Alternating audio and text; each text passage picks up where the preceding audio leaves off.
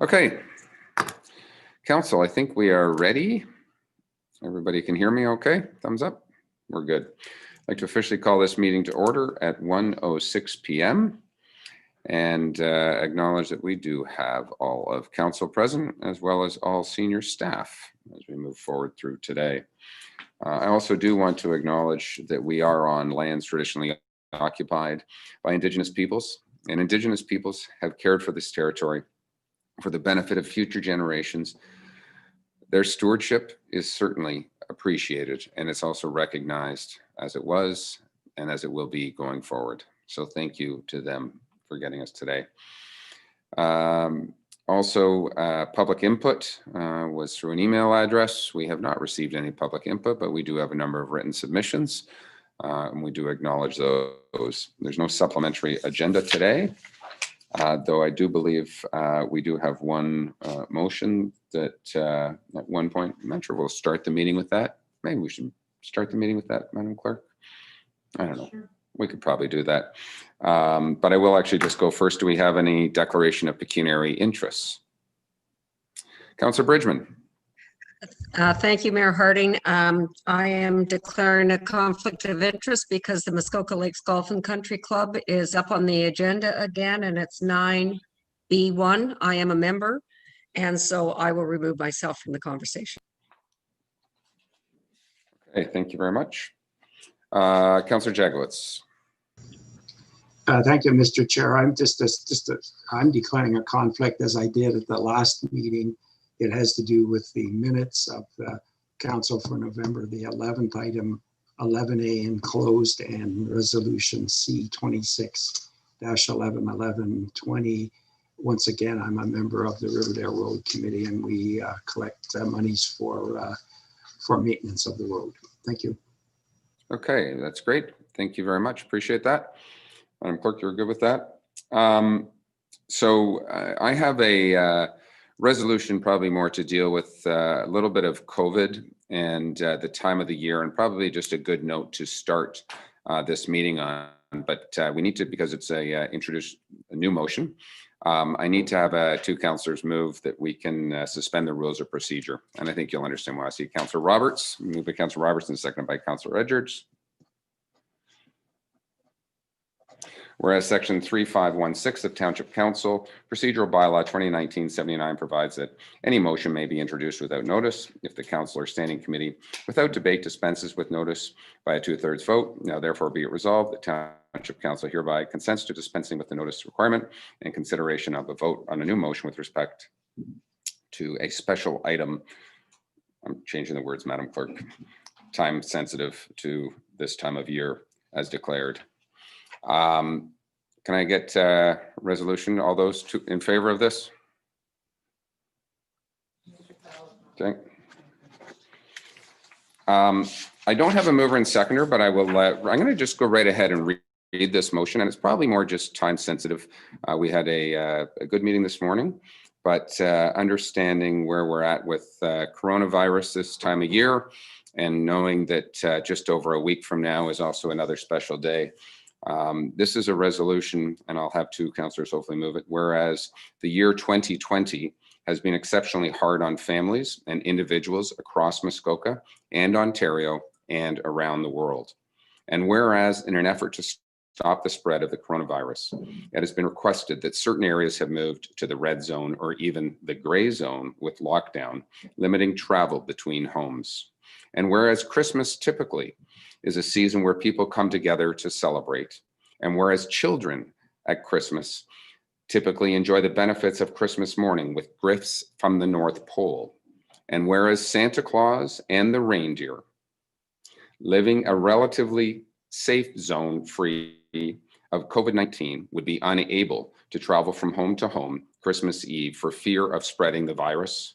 Now therefore be it resolved that the Township Muskoka Lakes states that Santa Claus should be declared an essential service and therefore should be allowed to visit our homes on Christmas Eve. Anyone have any comments of that? I see Councillor Roberts. Maybe we should move this by Councillor Roberts, being the #1 elf today on the shelf. Any comments? I think just a good way to move forward. So we'll move this by Councillor Roberts. Do I have someone to second this motion? Anyone? Councillor Edwards, thank you. I'll put it up there. And I will call for the vote. All those in favor? Madam Clerk, it is absolutely unanimous. We can pass that forward. We will tell the media that Santa Claus is allowed to come, and we will move our way forward. So hopefully with that, we have a great meeting today, and this being our last official council meeting going into the holiday break. We have some delegations. They are scheduled for 3 p.m. We're going to try and consider a resolution to approve some minutes. The first one being that of November 11th, General Finance, General 11th Council minutes, November 12th Planning Committee minutes, with some action items 1 to 4, and November 24th Committee of the Whole minutes and action item number 1. Does anyone have any questions on any of those before I read that resolution? Seeing none, a resolution moved by Councillor Brdigeman, seconded by Councillor Edwards. Be it resolved that the Mayor and Council adopt and enact the following minutes and recommendations contained in the December 16th, 2020 consent agenda, and direct staff to proceed with all necessary administrative actions. Number 1, November 11th, 2020, General Finance Committee minutes and action items 1 to 3. November 11th, 2020, Council minutes. November 12th, 2020, Planning Committee minutes and action items 1 to 4. And November 24th, 2020, Committee of the Whole minutes and action item 1. Any other comments? All those in favor? No Jag, no Nish. Okay, Councillor Jaglowitz and Nishikawa both are off. Councillor Jaglowitz because of a pecuniary interest. That is carried. Thank you very much. Moving on with that, we'll welcome them back. We have a report from our Communications and Economic Development Specialist, Mr. Moore. Welcome. Corey. Thank you, Your Worship. Today's first report is just the next step in the process for developing community improvement plans for Bala and Port Carling. Council will recall that we received funding through the Rural Economic Development Fund for this project. We issued the RFP in October, and a small team of staff reviewed the proposals. The outcomes of the scoring and ranking of those proposals can be found in the report, and staff are recommending that we proceed with awarding the contract to the planning partnership. I'm happy to answer any questions. Okay, thank you for that. Council, any questions of Mr. Moore at this point? Not seeing any. And again, feel free to use your blue hand if you can. Otherwise, I'll see you waving at us. But I have a resolution moved by Councillor Hayes, seconded by Councillor Jaglowitz. Whereas the planning partnership is a successful respondent to RFP 2020-31 Community Improvement Plan for the communities of Bala and Port Carling. Now, therefore, be it resolved that Council authorize the use of proceeds from working capital reserve to fund the project at a cost not to exceed $43,282.50 plus applicable taxes, and further that a consulting service agreement be prepared and the final terms of said agreement be to the satisfaction of the CAO and the township solicitor, and finally that the mayor and clerk be authorized to execute the consulting services agreement. Any further comments? All those in favor? Madam Clerk, I believe that carries handily. Thank you very much. Okay, I'm just trying to get organized. Moving on, next item of business is Corey. I think you've got another one. Community relief for second intake results. Yes, just a report for information purposes on the results of the second intake for the COVID-19 Community Relief Fund. Council will recall after the first intake, we had $16,000 remaining in the fund, and we received permission to proceed with the second intake. We received 5 applications in that round, and with the review panel, we were able to distribute the remaining funds to those applicants. Happy to answer any questions as well. Council, any questions on that report for information? Corey, you're off the hook. Okay, Madam Clerk, probably a little bit more of a discussion item. But I will turn to you regarding our district council composition review. Madam Clerk. Good afternoon. So following the previous meeting round, the clerks in the area municipalities sought legal advice, which was circulated to council and is attached to this report. We have also attached relevant sections of the Municipal Act that relate to these matters. We have attached the letter to the province requesting an extension, and I have since circulated the letter to council approving the extension, which we received yesterday. We also received this morning, which I circulated to council, a letter from the Friends of Muskoka and the MLA, which is addressed to the district, and they've copied us on that. The report provides a high level of what relates to the district council composition review as it relates to the district, and it relates to the lower tier levels. The chart included in the staff report provides details of the process, and it will help council understand how this process will move along. There's a couple of opportunities for Muskoka Lakes to contribute their comments, and I am available to answer any questions, hopefully, or help with the discussion on this matter. I believe that council wanted to have a fulsome discussion and debate on this matter. So, Mr. Mayor. Okay, thank you for that. And the other thing, those who don't know, we had a brief discussion about this in our general committee this morning with some updates. The one thing that the public would be watching in now that maybe we're not this morning, Minister Clark has granted an extension for the district right now till the end of March, I believe it is, or sooner in his words. We'd like them to be coming. And then the other thing for all of council perspective, that we will be having a special council meeting to discuss modernization in particular, and some of the potential options, to discuss Friends of Muskoka letter, all of that, so that we can listen to each and every councillor from the Township of Muskoka Lakes. And we're just working with the clerk through for a date on that. The potential right now, I believe, is January the 12th. We're just trying to make sure schedules of holidays and other committee meetings, and that chambers are theoretically free as well, so that staff can be operating from here. So that will be coming out as well for a more fulsome discussion. Very much high level right now, but just to from the clerk's report, any questions? I see Councillor Kelly has his hand up. Thank you. And through you, this must be close to Christmas, because this is all good news. I just want to actually thank Cheryl Mortimer, our clerk, for staying involved in this. It's very comforting, I think, to me as a councillor to know that she and the other municipal clerks are engaged. I want to tell you, having read the legal submission that accompanied the report, I think the name is Barriston Firm, the Barriston Law. It was really, really helpful. Broke it down nicely, gave some good direction, basically could quickly be turned into an agenda for a follow-up meeting.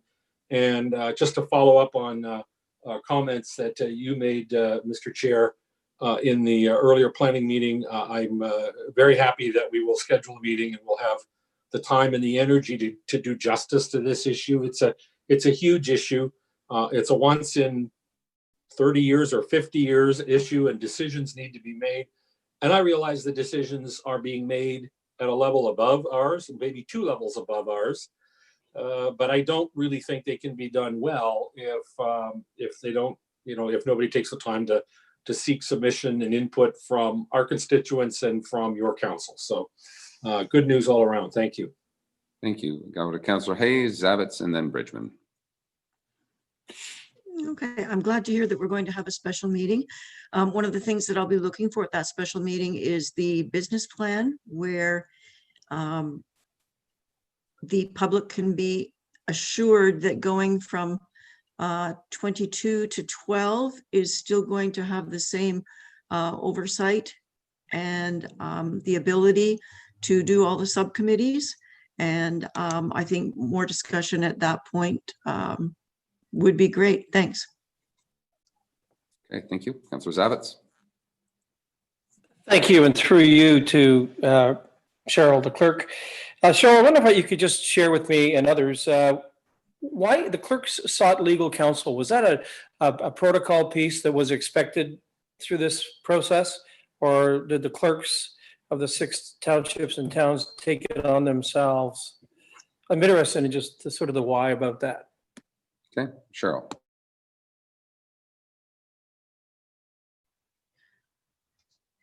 Following a few meetings that we got together and discussed the matter along with the district clerk, the district solicitor represents the district. So the clerks in the lower tiers felt that it was incumbent upon ourselves to seek legal advice how it would impact the lower tier municipalities and have our own representation. And I believe from the solicitor's review of the matter that it was the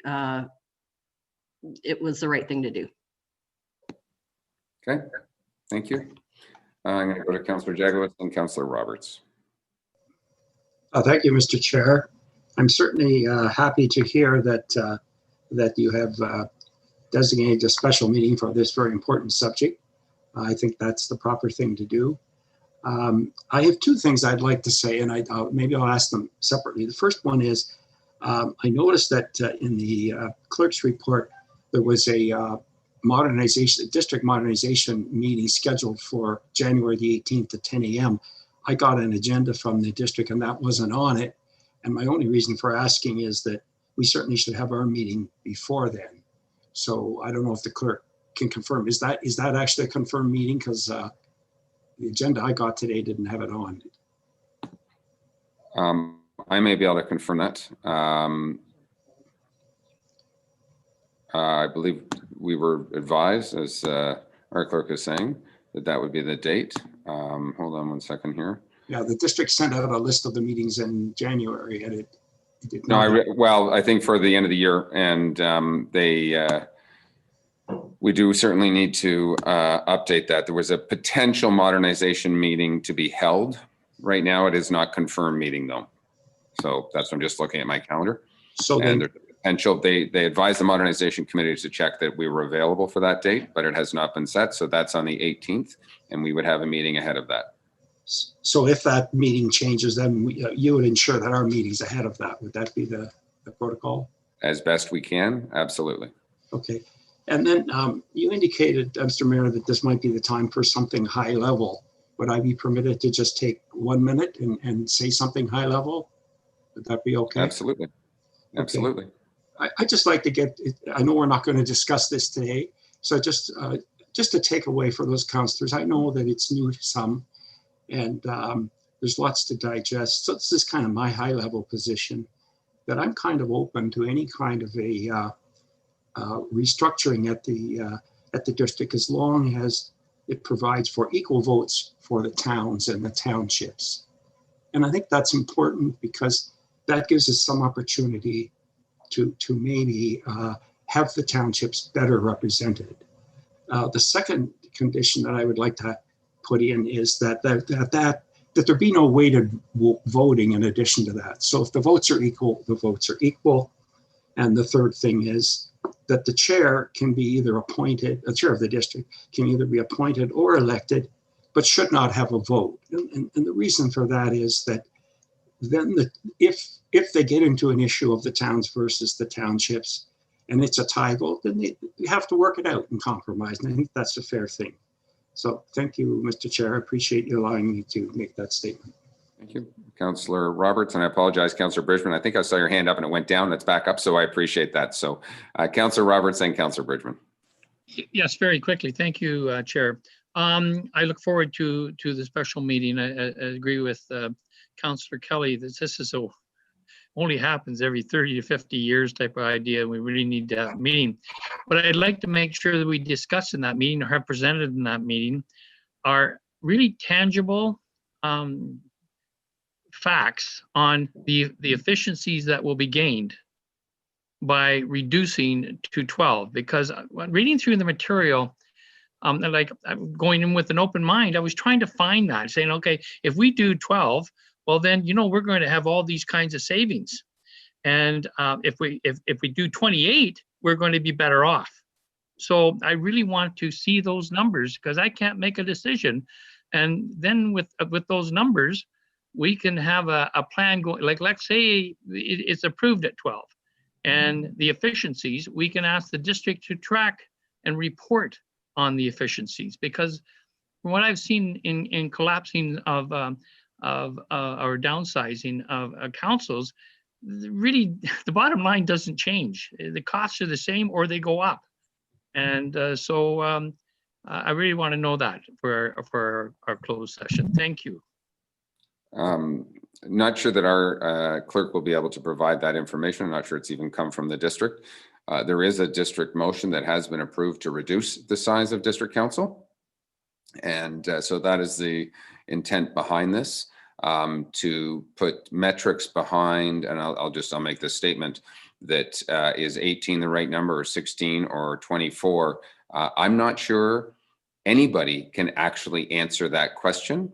I think the right question is, are things, if you do go lower, going to be left out and or missed?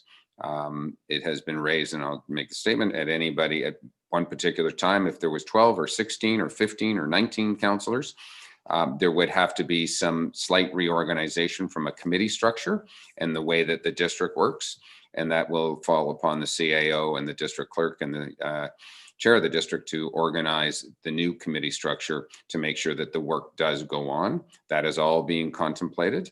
I'll take a nod from what the province did.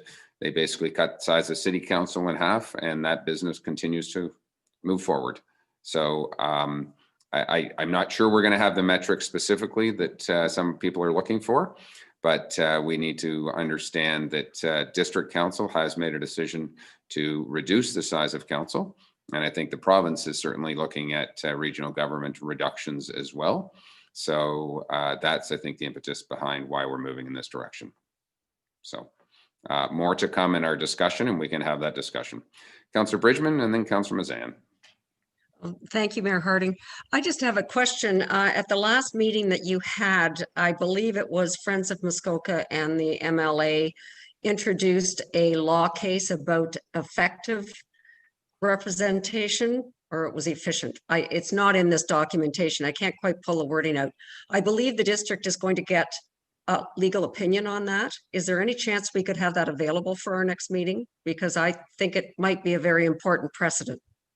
Absolutely. As soon as it becomes available, it will be sent out to district council, and I will make the request at district as well. Thank you. Councillor Huizinga.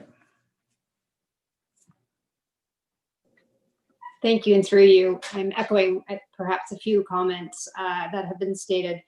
I was wondering if there is more content that will be shared with us in advance of this meeting to help facilitate a good discussion. Because similar to what Councillor Brdigeman was just saying, I've been trying to go back now and review, as you highlighted, it would be great to go back and watch the meeting. Well, I did watch that meeting. I've been trying to pull the different documents that have been shared through the different meetings, but it would be helpful to have that all consolidated somehow to help us have a really good and robust and well-facilitated discussion. I'm just worried that if we just have what we have now, that we're going to try and make that into a bigger discussion come January 12th. And I just would like to have comfort knowing that all the relevant information is pulled together for us and given to us in a timeline that allows for us to do some, good thinking on it and make sure we're asking good questions. So that's, I guess, point number one. And I guess point number two is just confirming that this meeting would allow for any kind of public consult or delegation. Is that correct? Or is it intended just to be a discussion amongst council? We certainly wouldn't be holding it in closed session at this point. I think it's an open session discussion. And we've already received some submissions. I would suggest potentially public can delegate or provide their email comments to us at that meeting. Do we want to have them stand up in front of us on a Zoom call and have it as a public meeting before we really have an opportunity to hash out some stuff? There are, as described in the clerk's report, several opportunities along the way of this process for the public to chime in and comment on any decisions that are being made. And so I think that's appropriate at that particular time, and there will be lots of checks and balances if this is to move forward in any direction. And remember, just for everyone, nothing has changed until theoretically they receive what's known as the triple majority. You've all heard this term. It's written in many of the reports. So, but that doesn't mean we can vote against this. George and Bay can vote against this. This will still go forward. So we do need to recognize that. Just because we say no doesn't mean that it's a no. Or just because we say yes to something doesn't mean it's a yes. And so that's something, again, we will set that framework as we discuss this in our own chambers within the next 30 days. As far as information shared, the information attached to today's council agenda is all of the information and documentation we have, unless there's a new legal thing. And I think just to highlight to everybody, as I've sat on this committee now for, I guess, 6 years, there's no business case that's going to be made that says to go to 14 councillors. I can't find anything that says yes, no. It is ultimately going to be a bit of a political decision saying, here's what we think we should do. And we can rationalize yes or no and argue and lobby accordingly. But somewhere along the line, people are going to have to say, I'm recommending this, and here's why this makes sense. So that's really what's going to be asked of District Council in the next 30, 60 days. And then ultimately we will have to say yes or no to that decision as it comes back to our council from a process perspective. So, Councillor Nishikawa. Thank you. I just didn't want to leave an opportunity for us not moving a meeting forward in the new year because we don't have the legal information that that district is requesting. I would suggest that possibly may not be coming as soon as, or the possibility that maybe it won't show up until February or March or whatever. But I would like to have an understanding that in fact we would still move forward with our meeting, and not. What I want to do is make sure that staff is clear that we would be moving forward with that meeting with or without that legal information. So we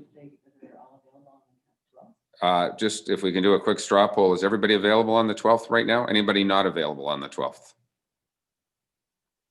I'm getting everybody seems to be available on the 12th, so we will tentatively hold that date. Thank you. And Councillor Nishikawa, yes, we will be moving forward with meeting, and whatever data we have at the time, we will discuss that particular data. That because this is a moving target, obviously, and changes are happening ongoing. So that will be happening. I see Councillor Brdigeman and then Councillor Jaglowitz back in the queue. Thank you, Mayor Harding. And just to clarify, I was just asking if it's available, could we have that legal? I wasn't trying to do anything else. For everyone else, I think it is really helpful to go back to all the meeting and agendas at the district and read through all of the staff reports, and you will have all of the information. It's not all here. It would be pages on pages, but it's all available in the documents section at the district. And so I just thought that might be helpful to mention that. Okay, thank you. And our clerk is going to send out the links accordingly to council for your quick review. Councillor Jaglowitz. Thank you, Chair. Just to follow up to that, I'm sure the clerk's aware, but there are two headings at the district. There's the municipal modernization, but then there's the council composition one that was the 2 or 3 years before that. Anyway, so just to follow up to some comments that were made. Yes, this has been discussed at length at the district. But keep in mind, it's only been discussed so far in the Municipal Modernization Committee, which is made up of the 6 mayors and the chair. It hasn't had a full airing of the full 23. And it's for that reason that I believe us coming to a consensus and making our position known is important. And therefore, I once again, the 12th is fine, but ensuring that it is ahead of that. And I just think that there's a certain respect around district council for other municipalities' opinions. And it would be really, really nice if we could come to some consensus. And we may not all get what we want, but that would certainly help, I think, in that council, in their deliberation when they finally go forward with this. Thank you. Anybody else, any comments? You good, Councillor Zabitz?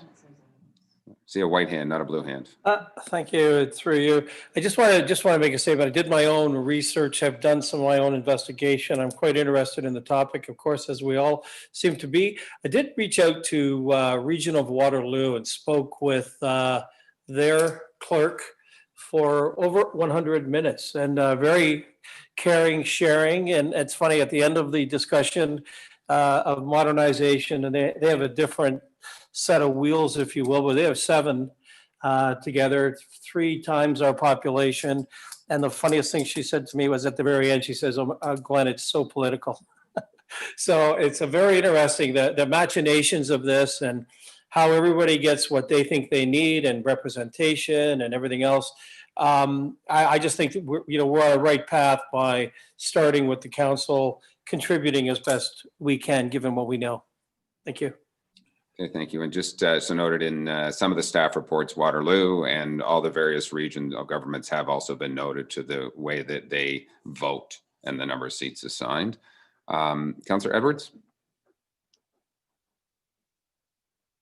Yes, thank you very much. And that have some, and that concerns the committee, the modernization committee made up of all the mayors have come up with 12, which may be fine.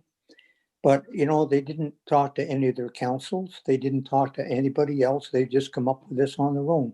12 may not be the right amount. I don't know what it is at this point, but I would not be in support of 12 at this time, because if it is wrong and they go down to 12, it's going to be hard to come back up. And that's why I had said 18. And that because it has to be reviewed every second election, so every 8 years now. And that, and I'm not for weighted voting. I think that's wrong. I think that there should be equal seats for all the actual municipalities, and the chair should not be breaking any tie votes and that with it.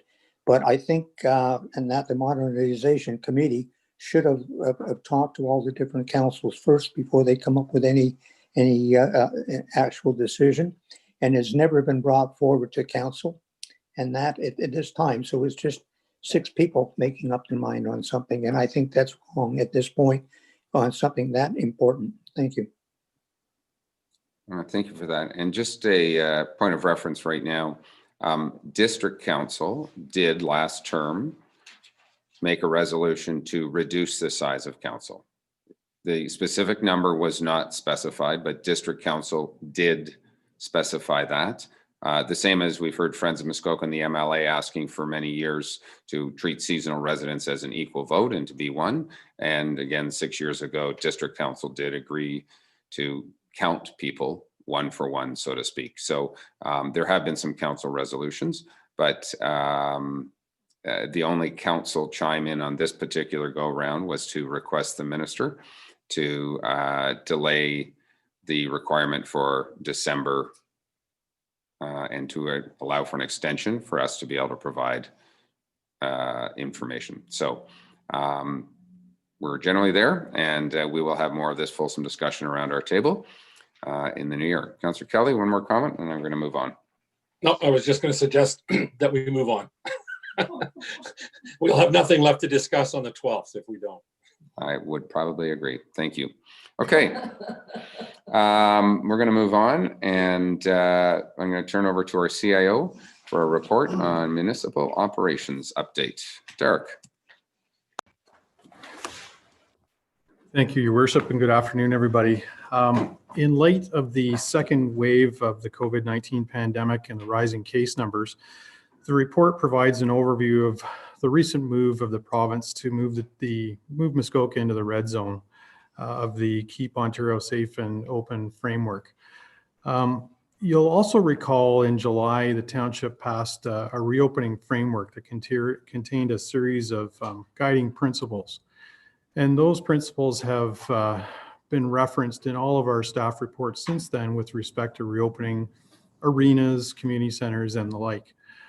You'll also recall that we presented a report with a variety of recommendations for operational matters in August. And this report is a follow-up to you with respect to progress, along with in the various areas. And so at this point, what I'd like to do is ask the department heads, so Cheryl Mortimer, as well as Ken Becking, to take you through those other parts of the report. Thank you.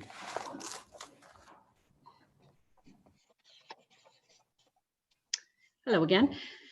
So with respect to the staff report, the health unit still continues to recommend that we do not have in-person meetings. So we will continue using Zoom for the time being.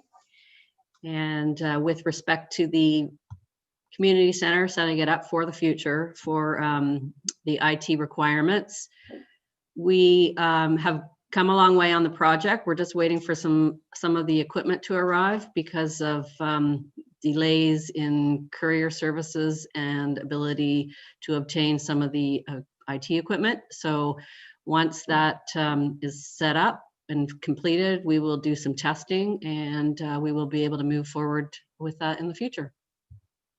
And if I can answer any questions. Why don't we keep going through everywhere and then we will circle back to any questions unless, okay, Councillor Szczerbak, your hand up. Sorry, if I don't ask now, I won't remember to. So I did want to ask though, moving forward during budget, for instance, like I'm finding I have to have 2 computers going during our meetings to, basically flip through pages because I don't have the ability to print out everything the way that all I'm asking is that if we can get our budget documents hard copied, maybe issue to us, that would be very beneficial.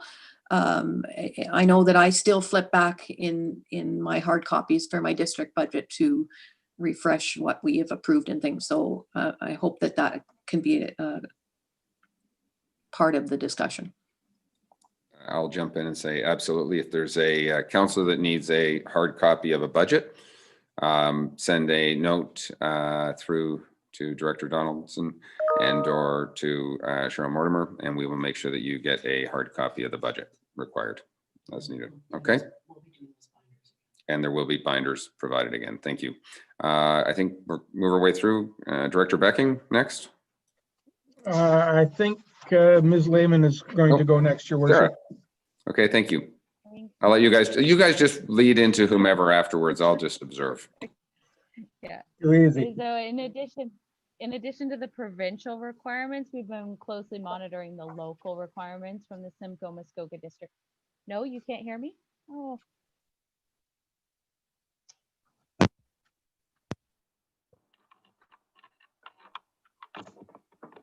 Can you hear me? Yes? Yeah? Okay, thank you. Sorry about that.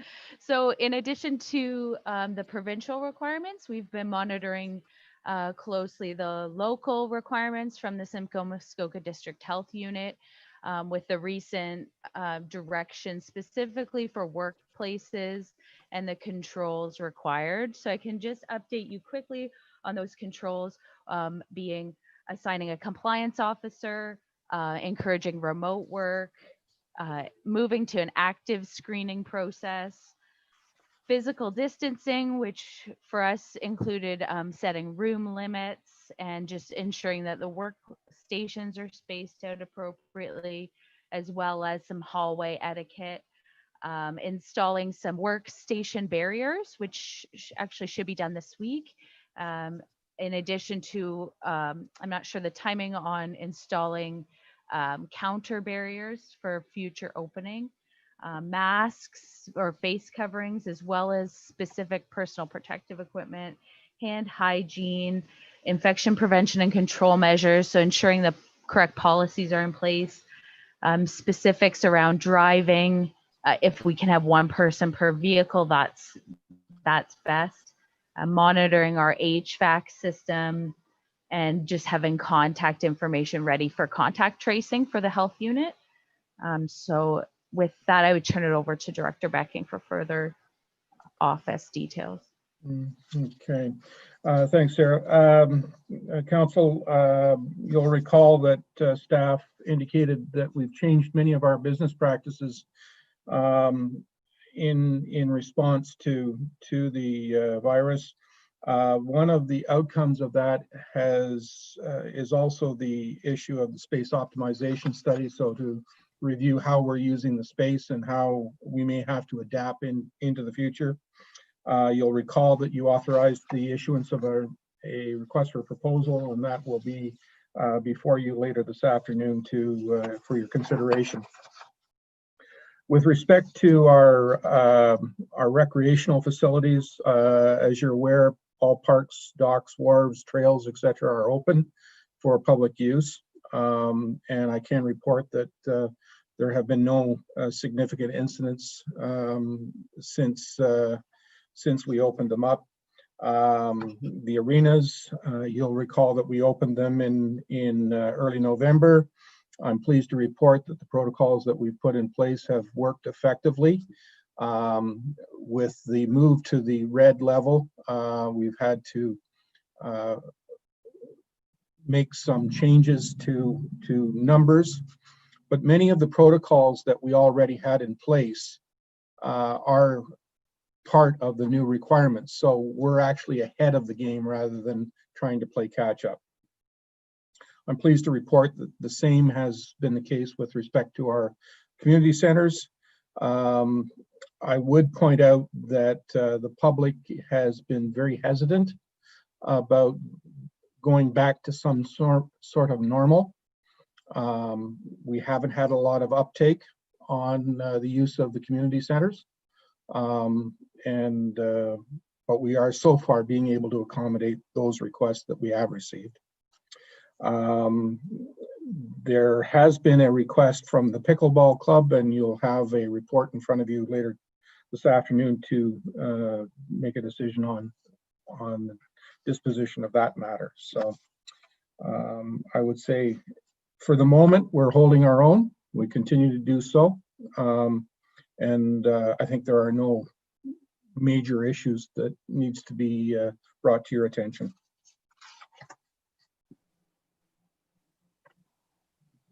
Okay. Anybody else? Senior staff, I see Councillor Zavitz has a question. Glenn. Thank you, Chair, through you. Wonderful reports. Great, everyone. I just think that what I've been hearing very, very recently as we move up into red, and now there's only one place to go, one might suppose. From there, you know, we're not going to get a vaccine till December 2021. And I think that it makes sense for us to embrace the notion that we're here in this for a while, or it's for us. Even if we go back down into the levels, are we going to approach, and this is maybe general, not to the staff, but as much to you, Mayor, philosophically, are we going to approach 2021 as COVID year number 2? I mean, it's not like we're looking at a flood from 2019, and well, luckily we didn't have one in 2020. COVID is here till I get my vaccine in December or perhaps sooner, but we're talking a year from now. Are we going to embrace that as a township philosophically in terms of how we?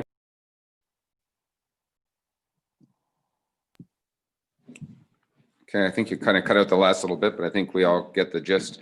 I can tell you from my conversations, we had a phone call with all the mayors across the province and General Hillier regarding the rollout of the vaccine. We've had several conversations. I actually believe that Braden Smith is down in Toronto for a joint press conference today as well, in his role as AMO president on some issues. The fundamental is our 2021 COVID will be here. We will be dealing much the same way as we did last summer with COVID protocols, with social distancing, with Zoom meetings. We will not be getting back to normal, if you can call it normal, and there will be a new normal. My guess at this particular point would be 2022. It's anticipated that by late fall, all of Ontario, those who would want the vaccine, would have an opportunity to have a vaccine. The vaccine also, just for those who don't know, it doesn't prevent you from getting COVID. The only thing it does, it prevents the symptoms from showing up within. So the fact that you are vaccinated doesn't mean you shouldn't be wearing a mask and spreading the virus, but it will help eliminate eventually the virus, and that's the long term. So there's still some work ahead.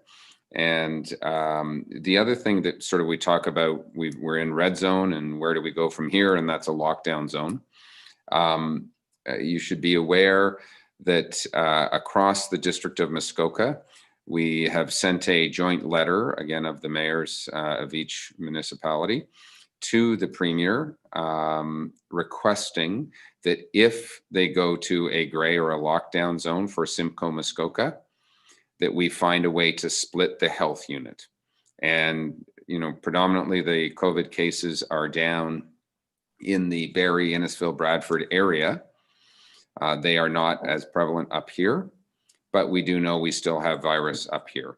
And so that joint letter has gone down, not so much an issue today in red zone, but certainly from a lockdown zone.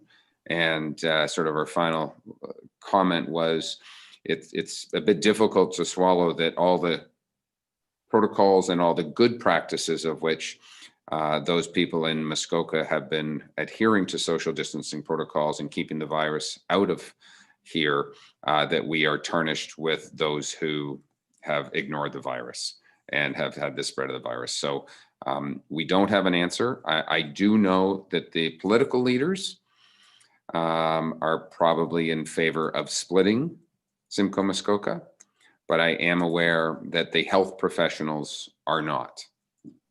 So we don't have an answer on that at this point.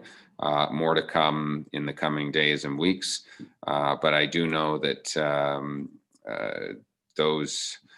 myself and my fellow mayors and district chair will all be lobbying hard on our behalf, especially from a lockdown perspective, to split us out of that. So hope that provides some sort of background and context. Councillor Kelly has a question. It's actually a comment, thank you. And through you, I just want to pick up where Councillor Zavitz left off. You know, I think your assessment, Glenn, is absolutely correct. And I think there is no reasonable prospect that we're going to be sitting here in 12 months and saying, boy, we're all having fun and back to normal. What troubles me about all of this is the fact that we have allowed this to become such a clinical exercise. It's all about numbers and logistics and the delivery systems for needles and reagents that are mixed with the active ingredient. And what I think is most important about your comment and your question is that we have to realize that we're going to have an entire population. I'll just think about Township of Muskoka Lakes, but it's a global issue.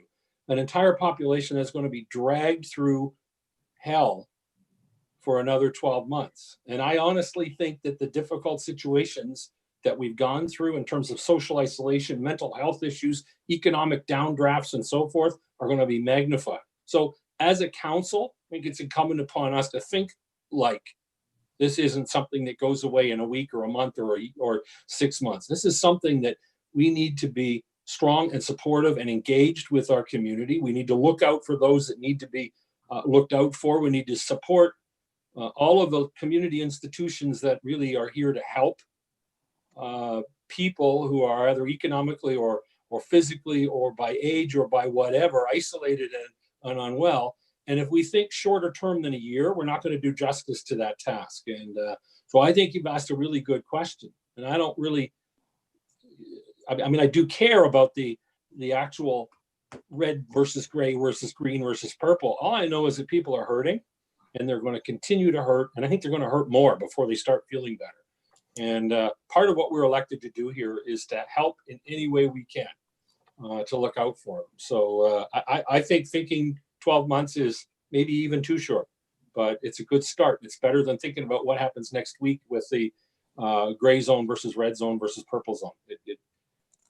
It's less relevant than I think we realize. So that's my 2 cents. Okay, anybody else? Okay, let me just sort of summarize, and I'll go back to, and I'll thank our CIO and each of our department heads. 2020 has certainly been a challenging year, and we have had to adapt and improvise and overcome, so to speak, and rewrite playbooks to figure out how it is that we do business. And I know each and every department head has done that. So my hat is off to our staff for managing their way through this. And we're going to work our way through budget, and we're going to find better efficiencies, and we're going to find other ways to deliver these levels of services to the public.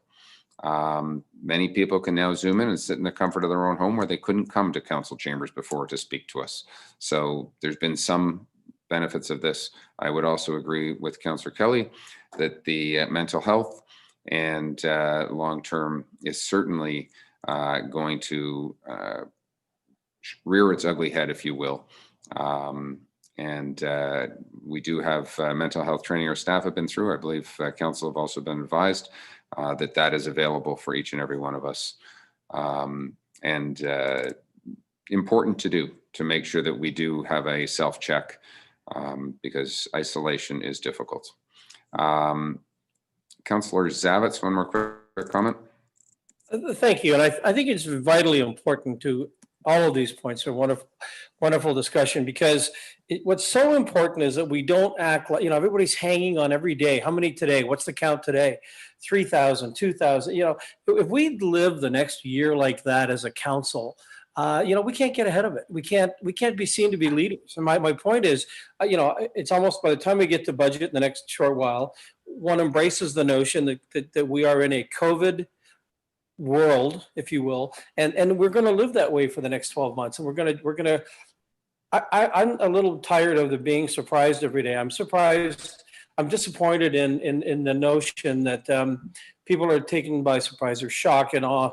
My God, more people are getting it. I think that we need to be aware that it's here. And I'm wondering if we can do more pieces of our business, given that we are in a COVID environment, and not acting like, oh, well, now we need to look at more washrooms because we can't get out, and we can't open things up. We can't play cards in the community centers. Can we, I guess what I'm asking is, can we approach 2021 with on a higher plane and an acknowledgement that it's here and it's real? And, we learned from our 2020, thank you staff, and the staff is even better at it in 2021, and we can not cut any corners, but just streamline the operation. That's all I would ask. Thank you. Okay, thank you. Okay, we're going to continue to move on our agenda. One thing, I think Corey's still online, but I also want to just go back, because one of the things that through mental health, we miss sometimes the opportunities to smile and be appreciative of things that have happened. And if anybody, and I'm sure everyone on the Zoom call has had the opportunity in the last couple of weeks to drive through Bala or to drive through Port Carling, you will see the hard work of Corey in particular. I also point out Councillor Mazan for our Christmas lights that are donning the trees. And I saw Councillor Zawitz a post on Facebook about our Port Carling Library and the scene of Christmas lights out front. And I have noted around the municipality more Christmas lights this year than ever, and people trying to spread some joy, more so than Councillor Robert's sweater or my jacket.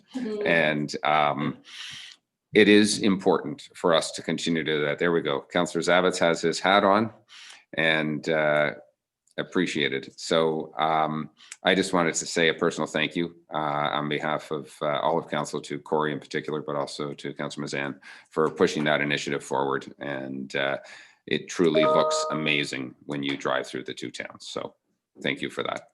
And Windermere too. There's lights in Windermere. I forgot. Alan's thumbs up. Absolutely there. I haven't been through Windermere at night. That's the problem. I was there on the weekend. Okay, we're going to move on. I'm going to go to Director Becking, and we also have I believe, a resolution for the COVID-19 resilience infrastructure stream. Ken? Thank you, Your Worship. As the report indicates, the federal government and the province have teamed up to issue a $250 million in the case of Ontario for municipalities to move forward initiatives in response to COVID. Our municipality has been allocated $100,000. Eligibility criteria for the funds: retrofits to buildings, new infrastructure that would respond to COVID, active transportation initiatives, and disaster mitigation and adaptation initiatives. The municipality must own the capital asset that is either being created or worked on, and must retain ownership for at least 5 years. The funds are coming from the two senior levels of government on an 80-20 basis, with the feds picking up the lion's share. Applications have to be submitted by December 21, and the project has to be started and completed in 2021. In terms of what we've got going that is quote unquote shovel ready, I've identified 3 possibilities: the space optimization study, upgrades to the washrooms at Raymond Community Center, and upgrades to the township's parks and trails infrastructure. Cutting to the chase, the only one that I think is practical at this point in time is upgrades to the parks and trails infrastructure. And it's staff's recommendation that we proceed to submit an application to the program on that basis. With that, Your Worship, I'd be happy to answer any questions. Okay, that's great. Thank you. And I think I would agree. Parks and Trails it is. Any comments on that, or can I go right ahead? And Councillor Nishikawa? Sorry, it wasn't clear to me about exactly what we were trying to achieve through Parks and Trails. And I would assume, or I may be just, I shouldn't be assuming, but that it could be related to our washroom facilities. Perhaps Hannah Park and either Windsor Park or the sports park in Bala. I'm not sure if this is open for discussion, or if we're just going to let staff choose. I'm not quite sure how the process is going to be followed. Ken, do you want to go ahead and explain what's going to happen if we get the 100 grand? The intention, Your Worship, is to accelerate the upgrades to the trails infrastructure. It's readily executable and can be done within the timeframes allocated. We have confirmed that we can spread the money amongst all of the trails, as opposed to having to designate a single trail. So with that, that's the intention.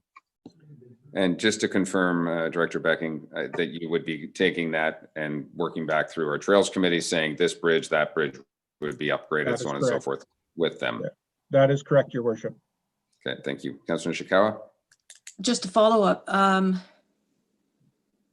think Gord will have a comment later on, or may have already, I'm not sure, but I am just wondering if we should not be putting an emphasis on winterizing our washrooms. I think that those are going to be much more expensive, and I'm not quite sure if this meeting I wish it had come to general finance, that we could have had a much more larger discussion. And also because of there's, you know, other important issues on the agenda today, I would just suggest that we would have more dialogue on this. Okay, Councillor Roberts. Thank you, Chair, and through you. At our last Parks and Trails meeting, Director Becking did bring forward to the committee the work plan for 2021. And later on in today's meeting, we're going to be talking about the master plan that's being we're going after for next year. And this is a real gift, this money, because whatever money, if we put it into the infrastructure, then the money we don't spend there, we can then put into the washrooms, because the washrooms can probably come out of the capital dollar budget reserve. And I agree with my fellow councillor, Ruth Nishikawa, that we really hammer this down at our next committee meeting. What's on the table right now is we got to get this application in. I'm sure Director Becking can put in what he needs to so we can secure the funds, and then we can shuffle the pots of money around to really improve our trail systems that are it's really needed. I mean, I was at Huckleberry Rock the other day, and travelers are actually taking broken trees and then putting them across the trails so they can get over the water. So we've seen this. We know what needs, or Dr. Becker knows what he's done. So let's just ask for this money, get it in the pot, and then we can decide exactly where we're going to spend it. I'm sure we'll have a number of items that will be applicable to this grant. Thank you. Councillor Zavitz. Thank you. Through you, I'm presuming when we talk about the washrooms, is that related to updating our winterizing, if you will, our existing washrooms? Is that for someone to answer that? I believe it is. And if that's the case, I certainly am totally supportive of that. And if that's another $29,000 or $44,000, Director Becking, I certainly, you know, that is something we've got to do. And it speaks to the mayor's comments earlier, my own, Kelly, Councillor Kelly, et cetera. You know, COVID's here. We better be sensitive to it. And it's not, you know, a cold weather washroom. It's a 24-hour day. Well, it's at least 12 months a year washroom. I mean, that's the least we can do. So I would certainly support anything that we have to do to update that. If it's more than 100, is that viable or not? Well, let's come back to the resolution at hand, and there's an opportunity to gain some money through the COVID-19 resilience infrastructure stream. And I believe that's up to $100,000 that we're applying for in our parks and trails with a number of identified projects. I think the one question for Director Becking is, could some of that money be earmarked? And if we take it through our trails committee to potentially put some of that money into some winterizing some of our washrooms? Ken? Your Worship, unfortunately, I'm going to have to argue against. The timeframes are such that we don't have the time to design, tender, and execute these in time for December 31. Again, we discounted the Raymond project, notwithstanding the fact that the conceptual design has already been done, simply because given the timeframes that have been imposed upon us by the provincial and federal governments, we will not be able to execute. And if we are not able to execute, we will lose all of the funding. Okay, thank you. I think our CIO wants to chime in quickly, and then I'm going to read the resolution. Thanks, Your Worship. Just so it's clear to members of council and further to Mr. Becking's comments, this project or this money doesn't involve any kind of municipal input. So it's basically federal and provincial dollars, but they're interested in shovel-ready projects. While we probably agree that washrooms could be upgraded, that doesn't constitute a shovel-ready project. But to go back to Councillor Roberts' point, if we secure this funding for the trail improvements that Director Becking has already identified through the Parks and Trails Advisory Committee, that may enable some reallocation of municipal funds for those types of projects in 2021 and beyond. Thank you. Okay, thank you for that.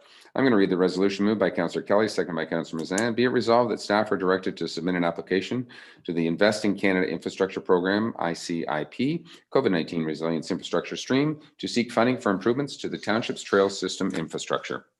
Any further comments? All those in favor? That is carried. Director Becking, I think we're over to you one more time. Yes, Your Worship. The space optimization study,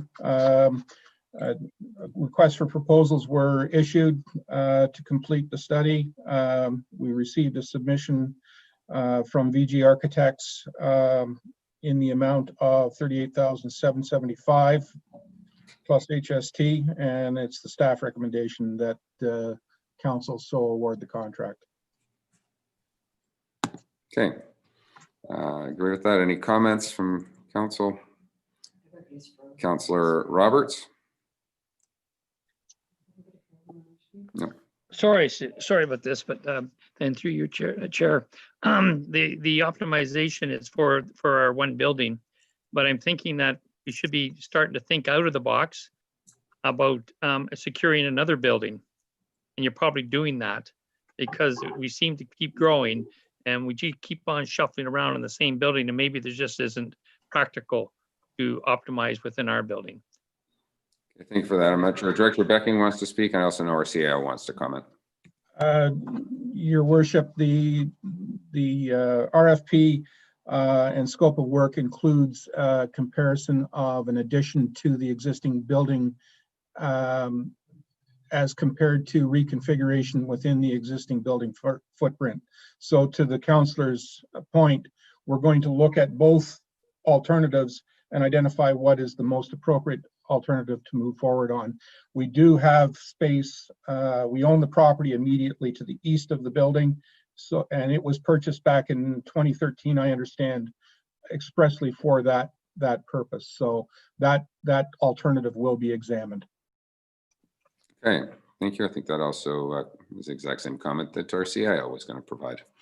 So, great minds think alike. I have a resolution moved by Councillor Nishikawa, seconded by Councillor Roberts. Be resolved that the contract for completion of a space optimization study for the Township of Muskoka Lakes Municipal Office be awarded to the firm of Plus VG Architects in the amount of $38,775 plus HST, and the Director of Public Works be authorized to execute the contract. All those in favor? Madam Clerk, looks good to me. Carried. Thank you very much. There we go. Temporary washroom facilities. Oh, speaking of washrooms. Your Worship and members of council, you'll recall I brought forward a report last month with respect to the provision of temporary washrooms at the various winter venues that we are encouraging the public to use.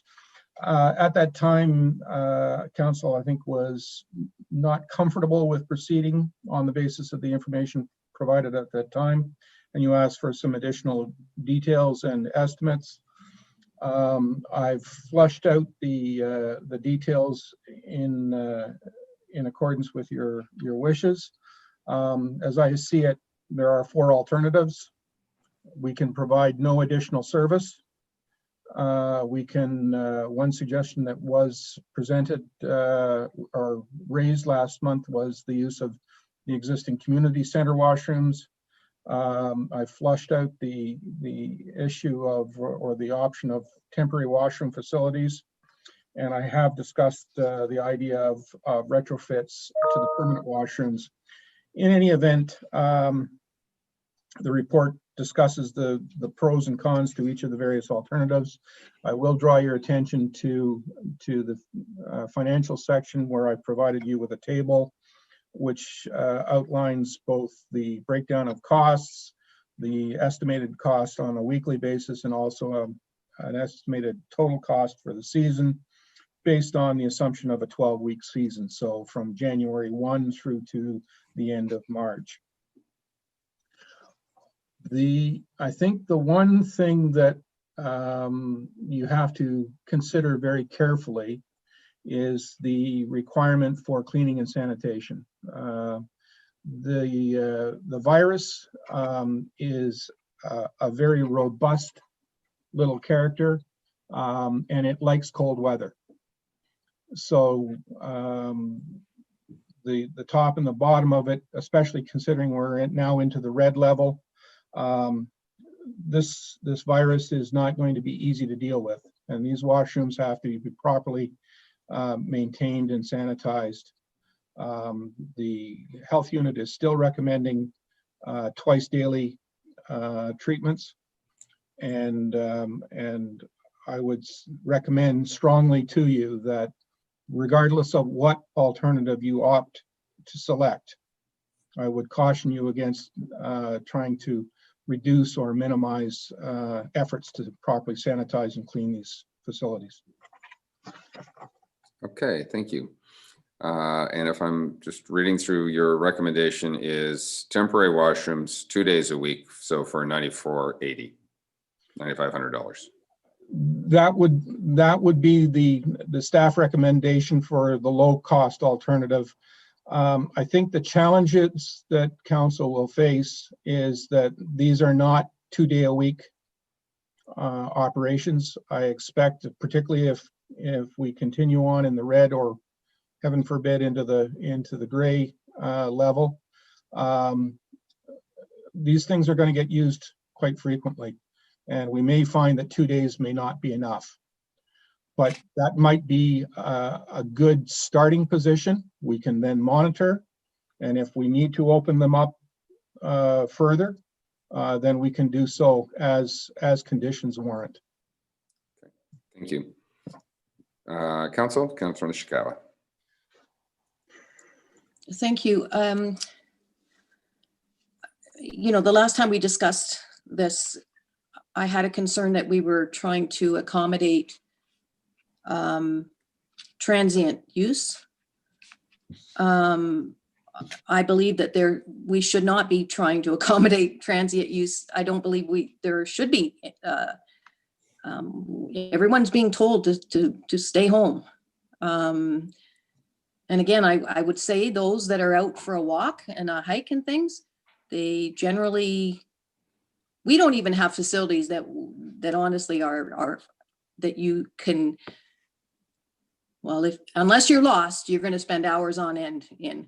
So it's a planning perspective of how you're going to do, but I just don't want to do things over and above what our normal winter service level would have been, because what I have experienced almost on a daily basis are still people just up for a drive. And I'm being told that that's not what should be happening. I'll just leave that. Others will have their opinion, I'm sure. Okay, So potentially right now, the recommendation would be, if we want to have winter washrooms, we would start with 2 days a week, temporary washrooms. I'm getting from Councillor Nishikawa, that's a no. Anybody else want to chime in? Councillor Mazan, then Councillor Hayes. Yeah, I think this is just a tricky one. I don't get the sense from anybody that we don't think we need to have washrooms in the township. Like I think the thing that we get caught up on is the cost. And so I'm right there beside you on that, because it is expensive, and it's expensive to clean these facilities, not just our washrooms here or what's being recommended, but the community centers, everything. So if I took a step back and tried to understand what is it we're trying to accomplish, in my mind anyways, having a washroom, a public washroom, and not relying just on what's available through private business to provide a service, feeling it's appropriate that the two urban centers actually have a year-round bathroom facility, I think is important, as is the two probably most well-used trails. So it's my understanding that Hardy Lake Trail already has one.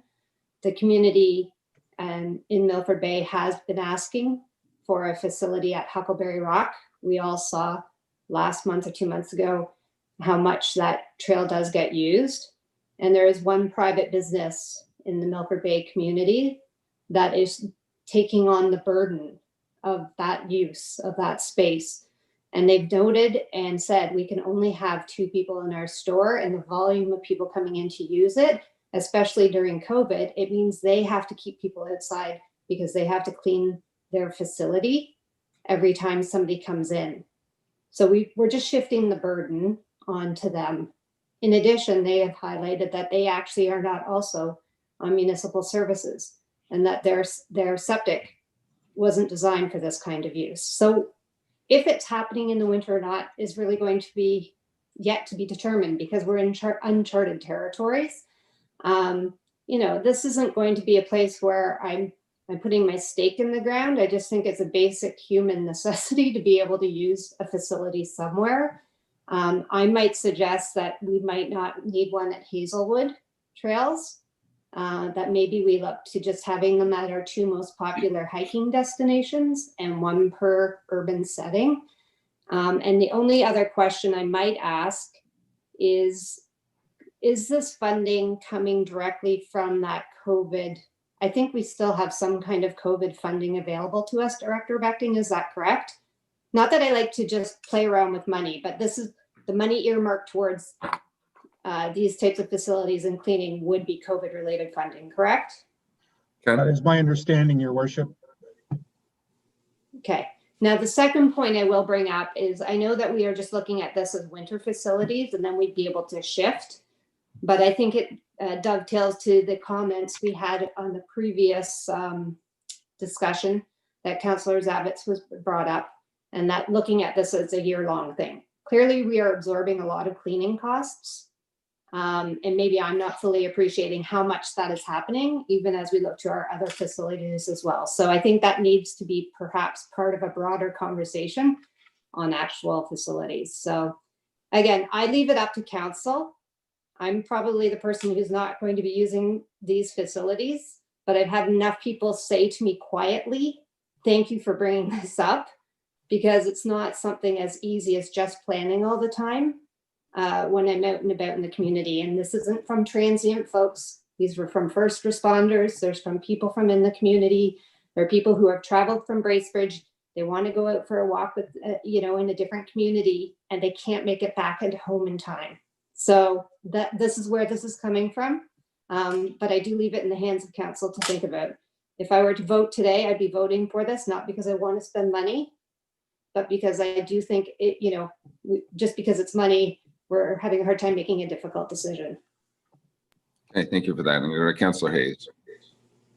Okay, I think you have to recognize we are in the red zone. You are not supposed to be leaving your homes except for essential travel. That being said, if we do have washrooms there, but they're only available for 4 hours on 2 days, we're not moving the washrooms out. And it would be highly frustrating if there was a washroom there, but I was told that I couldn't use it because I didn't have to go at the assigned times.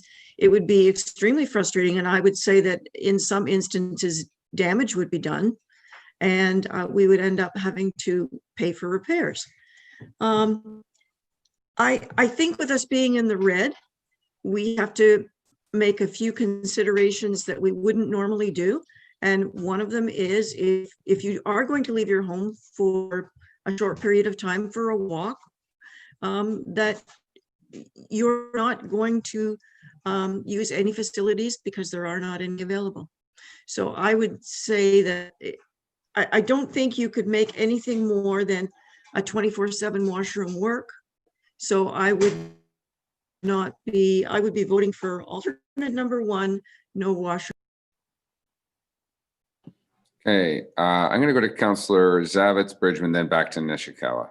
And just as a point of clarification, and maybe Director Bechting or CIO could comment, Councillor Hayes said something about red zone, not leaving your home. I believe that you're not supposed to cross zones. I believe you could go out of your home. We can still go shopping. We can still do those kind of things, but there's different restrictions. We have certain limits on gatherings, but I don't believe there's you are supposed to be staying within your home. You just can't go across jurisdictions, I believe. I believe that they have requested that you have non-essential travel. So you're going shopping for food, you're going to the drugstore, you're going to your doctor's appointments, but the social gatherings are limited. And that would, if you've ever been to Hardy Lake Park on a weekend, those social gatherings should be limited. Thank you. Right. Okay, Councillor Zavitz, then Brdigeman, then Ishikawa. Thank you. Through you to Director Becking. So for my clarity, and I suppose others, how many actual washrooms are there available to the public right now in our township? I have a number. I just wonder if our numbers correlate. How many, Johnny on the spots, if you will, do we sponsor, operate in the township? Please. Ben?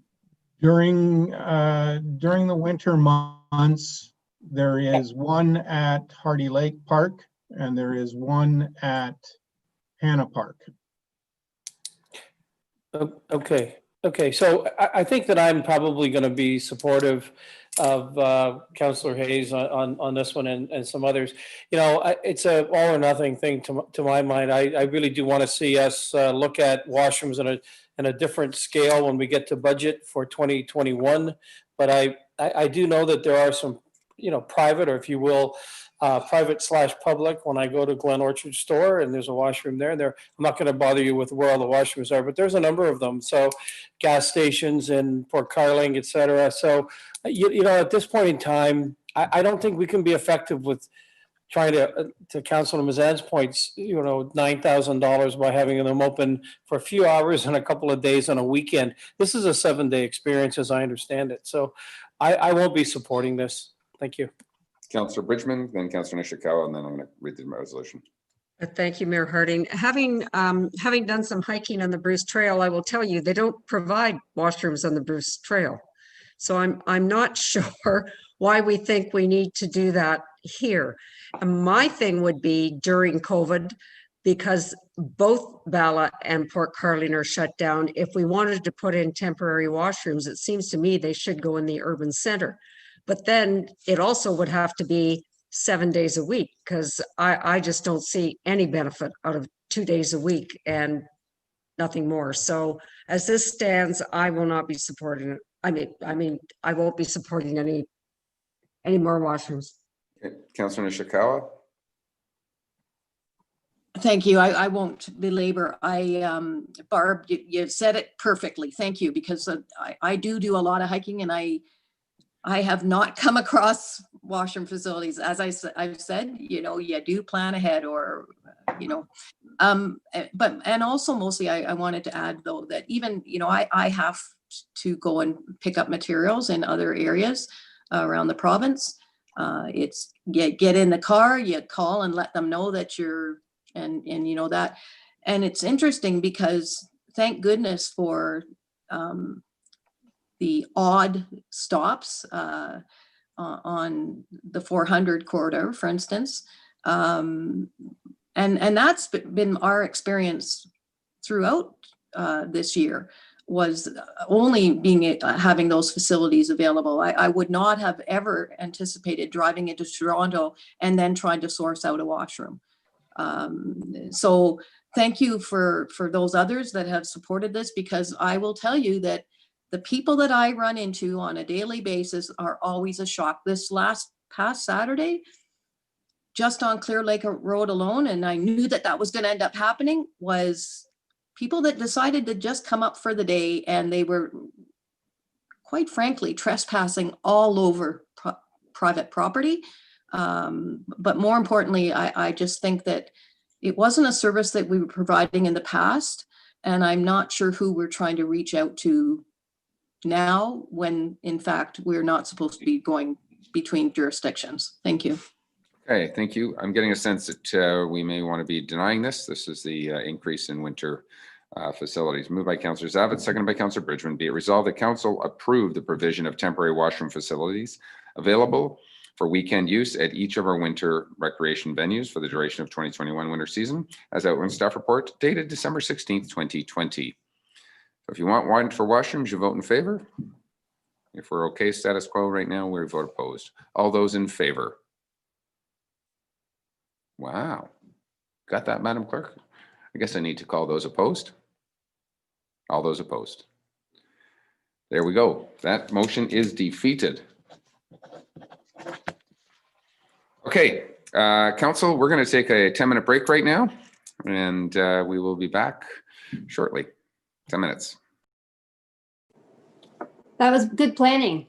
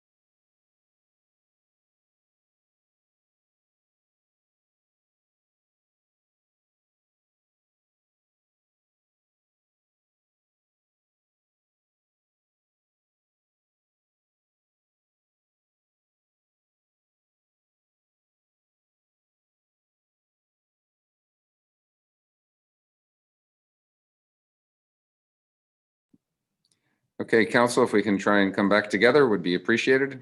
If you can hear the sound of my voice, please walk in front of your computer without food in your mouth. Coffees are okay, Councillor Brdigeman. Oh,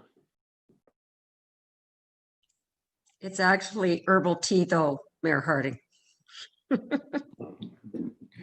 Herbal tea puts me to sleep.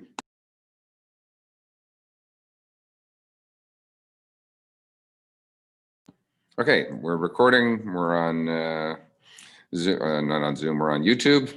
And we're going to move on to another report from our Director of Public Works, maybe just the high level here, Director Becking, and we can debate whether we want to add pickleball.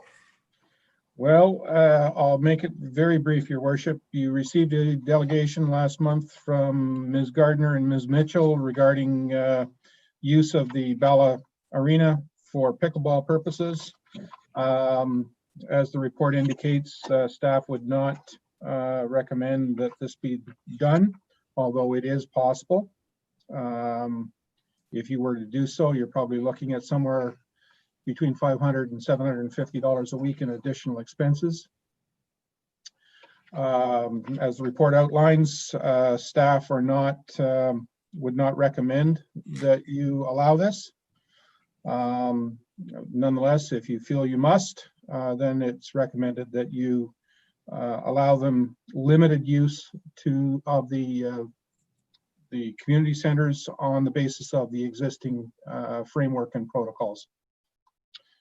With that, I'll answer any questions, Your Worship. Thank you for that. Councillor Nishikawa. Thank you. I don't disagree with Mr. Becking's report. What I'm asking though is if this could be deferred. And again, I'm a little concerned about that. Perhaps after our 28-day period, we might have a little bit clearer vision of what we can and cannot do going forward. And my concern is that we wouldn't be able to bring this back for 3 or more months, but I want to leave the conversation open. I'm aware, like we've had to close down our curling club, even though we still can have a few people in there. And so I totally respect whatever we're going to do within the next month, but I would like to leave the conversation open for, let's say, February, something like that, like just to bring it back again. Because there are another location that we didn't even talk about that we could possibly present to those folks. But at this point, I just don't want to give it a complete no. I'd just like to leave the conversation open. Thank you. Councillor Zavitz, and then Councillor Edwards. thank you. I certainly support Councillor Nishikawa on her, through you. I certainly support Ruth's concept of bringing this back. I guess in terms of a deferral, I do not want to throw a screw into the works and at the risk of never getting elected in Ward A again. I do too have a notion that I would want to talk about the Bala Arena as it relates to being the world capital for pickleball and cranberries in the future. So I'm not sure that's not for today, but that's certainly something that, oh my gosh, I can't even believe it's happening.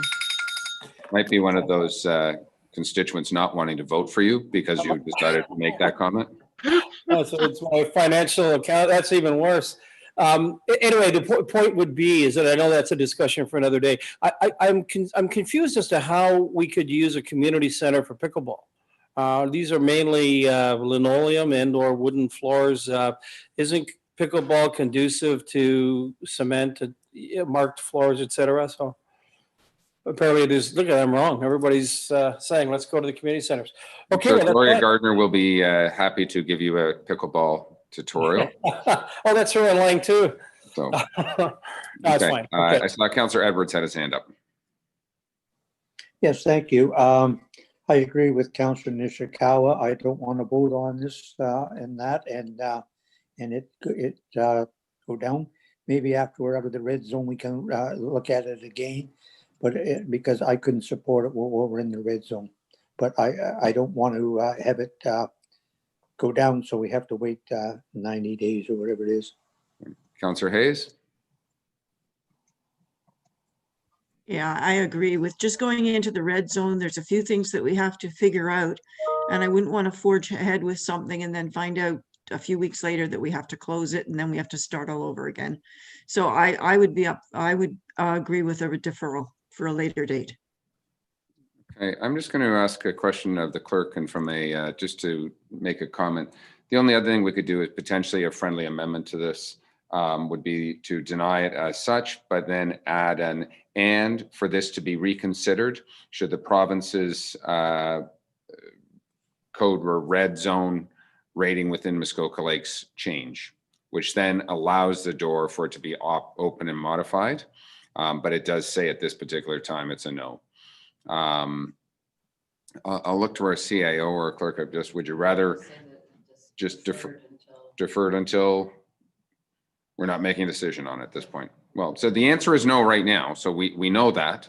And I ultimately, you know, I'm sure that Gloria and Carol are listening into this discussion. Pretty sure council is at a no. I just like to sort of sometimes put a stake in the ground and say we're saying no, but we are open to reevaluating, and I think that's all it is. But I'm getting a sense from council that we just want to defer this and we will table a discussion, not read the resolution. Is that fair comment? Easier for paperwork. There we go. So I have not read the resolution, Madam Clerk. Until we are, we'll just put a note that until we are out of the red zone, we will bring this back at that particular time when we're out of red zone. Fair comment? Good? Good. Pickleball is done. Thank you, Mr. Becking. I'm going to go to Mr. Pink, Director of Development Services, for our Muskoka Watershed Advisory Group report. David. Thank you, Your Worship. Hello, Council. Council will recall the province announced the creation of a $5 million Muskoka Watershed Initiative. And to assist in that initiative, the Minister of the Environment, Conservation and Parks created the Muskoka Watershed Advisory Group, comprised of 9 volunteers across Muskoka with varied background and experience. The ministry tasked this group with a mandate of providing advice and recommendations to the Minister regarding priority areas, priority issues, and types of projects that could be undertaken in the Muskoka River watershed. The Watershed Advisory Group recently released their interim report to the public in October of this year, which includes, among other matters, a series of short, medium, and longer-term projects or recommendations aimed at addressing a number of prioritized risks or issues facing the watershed. An appendix is attached in your agenda and to the report. It was prepared by the district, but was modified to suit our needs at the township. And it provides a brief summary of each recommendation, where work currently has been ongoing and where further discussion with the province is required. At this time, the province has only released the report. There's no consultation or implementation plans on any of the recommendations that have been identified. Many of the medium and longer term projects or objectives will be fairly extensive in time and cost. However, in the shorter term, the report does recommend that the Muskoka River Watershed Management Plan operating parameters be updated, something that I know Council will recall having asked for numerous times in the past.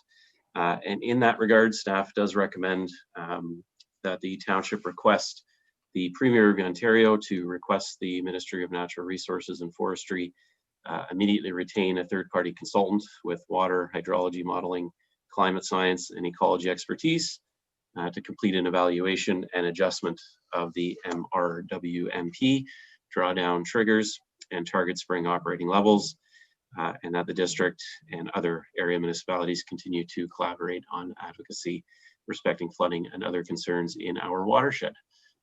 Happy to answer any questions. Thank you, David. Any comments, questions at this point? We do have a resolution, fairly lengthy. Councillor Mazan. Oops. Thank you, and through you. if I could bring equal passion from the washroom discussion to water. If I reflect back to when I was running for the election, the number one discussed topic in my ward, Ward B, was water levels and water quality. And since that time, and perhaps it's the time of year we're 2 years into the cycle, we're approaching Christmas, we're in the pandemic. When I saw this report, I wanted to take a moment just to say thank you to staff and I guess to David for pulling this together. And I really appreciate the efforts and the continued advocacy that I'm seeing. And as our mayor talked about this morning at our general and finance, you know, quietly in the background, really trying to push this one forward, despite the fact we're living in these extreme times and trying to find those balanced priorities. You know, this is Lake Muskoka, and you know, maybe I didn't fully appreciate how many properties were on it up until a few days ago. But if you look at the big three lakes, Lake Muskoka accounts for over 60% of actual properties, and that's a lot of people. So if we look at that within the township of Muskoka Lakes alone, we're close to 4,500 properties. If you apply that, that's a lot of people who are affected by this flooding. So, you know, I'm not really saying anything except for perhaps being passionate about this and sharing my appreciation of the efforts that our mayor continues to lead, I guess, within the township and within the district. And I guess my only ask, I might have two, is you referenced a Plan B this morning. And if the letter that you are looking to advance isn't as successful as we're hoping, and Plan B needs to be activated, just that we're considering what Plan B is going to be early on in the season, because I have a lot of people who are very anxious about what might happen next spring, and they are paying attention quite closely. And the only other thing, maybe this is just a secondary thing, but to our director of planning, David. I'm just going to call you David. You and I have gone back and forth a little bit as I was trying to dig into numbers, and I think that there was a report that you pulled together a couple of years ago that just gave us an understanding of the size of the lakes and the different properties. And I just thought that that might be something that everybody on council might appreciate knowing. Just the size of the lakes. I think there's the properties on and the entire township. It just gives us a flavor of the whole package. So thank you. Thanks for letting me talk. This is maybe the stake in the ground. This is the big one on Lake Muskoka. And we've been patient. I have a lot of people who are really anxious about next April. And they're trying to balance that anxiety with living through this pandemic right now. And, you know, maybe speaking, I don't want to pull Glenn into this discussion at all, but, you know, anything that we can do to support these efforts, we really appreciate. So thank you. Your official stake in the ground, or is it actually in the water? Oh. Floating stake. Yeah. I hope it's in the ground and not in the water between now and April. How about that?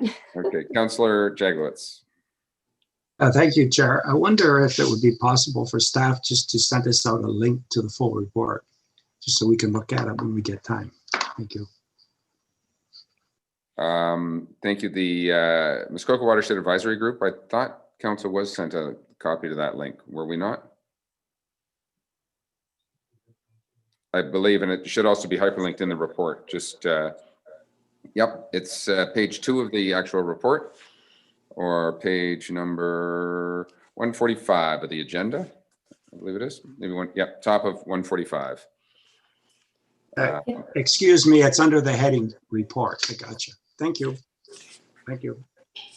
Okay. If I might ask, was also included the Muskoka Watershed Council's recent report on flooding, and they had 4 very specific asks that they were recommending as well, 2 of which were very specific to the Muskoka Watershed Plan, because I do think all of council would appreciate seeing that too. That would be no problem sending that out. Okay. Thank you. Councillor Zavitz. Thank you, Chair. Just a comment. Again, I was in receipt yesterday or 2 days ago of email of a request for the MWC to give them my input on how they're performing and what we see, some of the challenges. So, take their survey, their study. And again, one of the things that confuses me, and maybe more of a question to you than a statement, here you are right in the muck of it all right now. You are, from what I understand this morning, you are vitally engaged. Thank you. So the point is does the Muskoka Watershed Council feed into this? Does it help you when people look at critical eye to that survey, and it just seems to be there's so many entities, so many groups. I find it confusing. Do you find it? I don't want to use the word troublesome, but is it confusing to the ministry? Is it confusing to the government officials when there's this committee, that committee, these people, that entity, the townships? What of that? Thank you.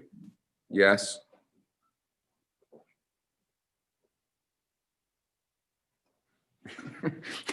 Well, I'm not being flippant either. No, I appreciate that. I think at the end of the day, the common theme that needs to happen is that we need to reevaluate the Muskoka River Water Management Plan. If there's one message, we need to reevaluate the water management plan. Plain and simple. Right. And as long as we can continue to deliver that message, Queen's Park is hearing it. And as I suggested in our meeting this morning, my meeting with the Premier and Minister Jakubuski and Minister Jurek of the 24th of November, that was very much delivered loud and clear. And the Premier commented specifically that we're not asking for anything revolutionary and we need to start this process immediately. So I'll leave it at that. Councillor Hayes? Yeah, it's not just looking forward to the spring freshet, but people that have lived here for 50 plus years are coming to me and saying, this is not normal. The water levels are high. We don't understand it. And I'm going to be able to give them some comfort, letting them know that we are making some progress. Another issue that has really stood out this summer is the number of algae blooms and the length of the blooms. We've never had anything like this before. And I know the one bloom in Weismiller Bay was June, July, and it wasn't lifted until November. So there you go. So it's more than one thing. It's a myriad of puzzle work. And I think once we start working on one thing, everything will. I couldn't agree more. Okay. So with that, we have a resolution. We've all got a copy of the resolution in our packages. It was circulated with the agenda. It's fairly lengthy. I'm not going to read the resolution in its entirety, but it is moved by Councillor Mazan, seconded by Councillor Nishikawa, and it was as circulated. Does anyone have any comments or questions on the specifics of the resolution? I just need agreement, apparently, so I'm told by the powers that be, that we are okay with not reading the resolution. Everybody in favor of not reading the resolution? And then while your hands are still up, don't take them down. Everybody in favor of the resolution? We'll do a 2-for-1 vote.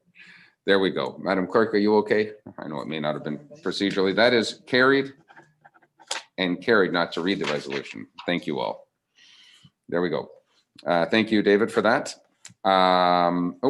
Okay. We now are moving on to item J. We do have a number of delegations. David, maybe you want to give us a quick overview of where we are, and then I think we can probably break out to our delegations, depending on where we want to go from a conversation perspective in this discussion. Staff may request that we go into closed session. We do have a closed session item already at the end of today. And if we needed to, we could defer decision on this, go into closed session, and then potentially come out of closed session and vote on it. But David, over to you. Thank you, Your Worship. Just in the interest of time, very briefly, I don't think this matter requires much introduction. I'm sure councillors recall negotiations and discussions at previous planning committee meeting on a draft condominium for the Legacy Cottages development in Manette. Since that time, the municipality has undergone extensive negotiations with the proponent and refinements to an agreement. we're happy to present to you, attached to the report, a draft agreement for your consideration and execution. As you've indicated, we did receive, not only are there a number of delegates that wish to speak today, we did also receive a submission, I believe late yesterday. I'm happy to read that, but I believe all of councillors did receive it. Happy to go through that if you wish. And again, there is a placeholder in camera if council wishes to receive legal advice on that submission if they wish. Happy to answer any questions. Okay, thank you. Councillor Jaglowitz. Yes, Mr. Chair. Yes, it would be helpful to me if I knew we were going to go into a closed session after and receive some advice. Then we wouldn't have to ask the questions twice. So I'd appreciate if council agrees that we do that, and then we can come out of that and make whatever decision we want. So I'm going to suggest, if it's a question that can be asked in open session to the public, that absolutely that question should be asked in open session. The business we try to do here should not be done as much as possible in closed session. It's just subject to solicitor-client privilege. So if there's a question you have that hopefully Mr. Pink can answer for us, then please ask that question. If he's unable to ask and we need information from our legal counsel, then we will go into closed appropriately. But over to you again, Frank. Okay, so I'll ask the questions. I'll ask the questions of David, and then if he doesn't want to answer, then we'll go into closed. Is that? If it's appropriate to answer in public, he will certainly answer in public. Okay, thank you. Did you have a question, Councillor Jaglowitz? No, I was waiting for the delegations. My purpose was after the delegations, they're going to raise a number of things, I believe, and I'd like to understand what how we deal with those. And I believe we may need legal advice on them, but anyway. Okay, we will leave it at that point. Thank you. Now I'll go to the Clerk's Department. Cheryl, I guess we have some delegations, and I have in order Ken Pearce, Paul Richards, Frank Pottow, Susan Eplett, Frank Tkach, and Stefan Szczerbak from Planscape, all on the agenda and on the docket. I'm going to ask for each of you that we're going to turn on your camera. We do have, if you can try, and I think we have a 10-minute delegation, maybe it's 5. I think it's 5 minutes. Thank you. If you can be more brief, we would appreciate that. And I'll just state that up front. I'm going to be fairly vigilant on the 5 minutes. And I will also say that, again, sometimes our delegates, we have a tendency to get very personal about what's gone on in the past or other issues. And I'm going to ask that our issues and the delegations remain focused on a condo use agreement right now, and we leave the personalities out of it and any questions or concerns that you have of what's before you. So Ken Pearce, we got you, Mr. Pearce. We're going to bring him into the room first and foremost, only because he was delegated first. Our delegates, we have a tendency to get very personal about what's going on in the past or other. Okay. Thank you.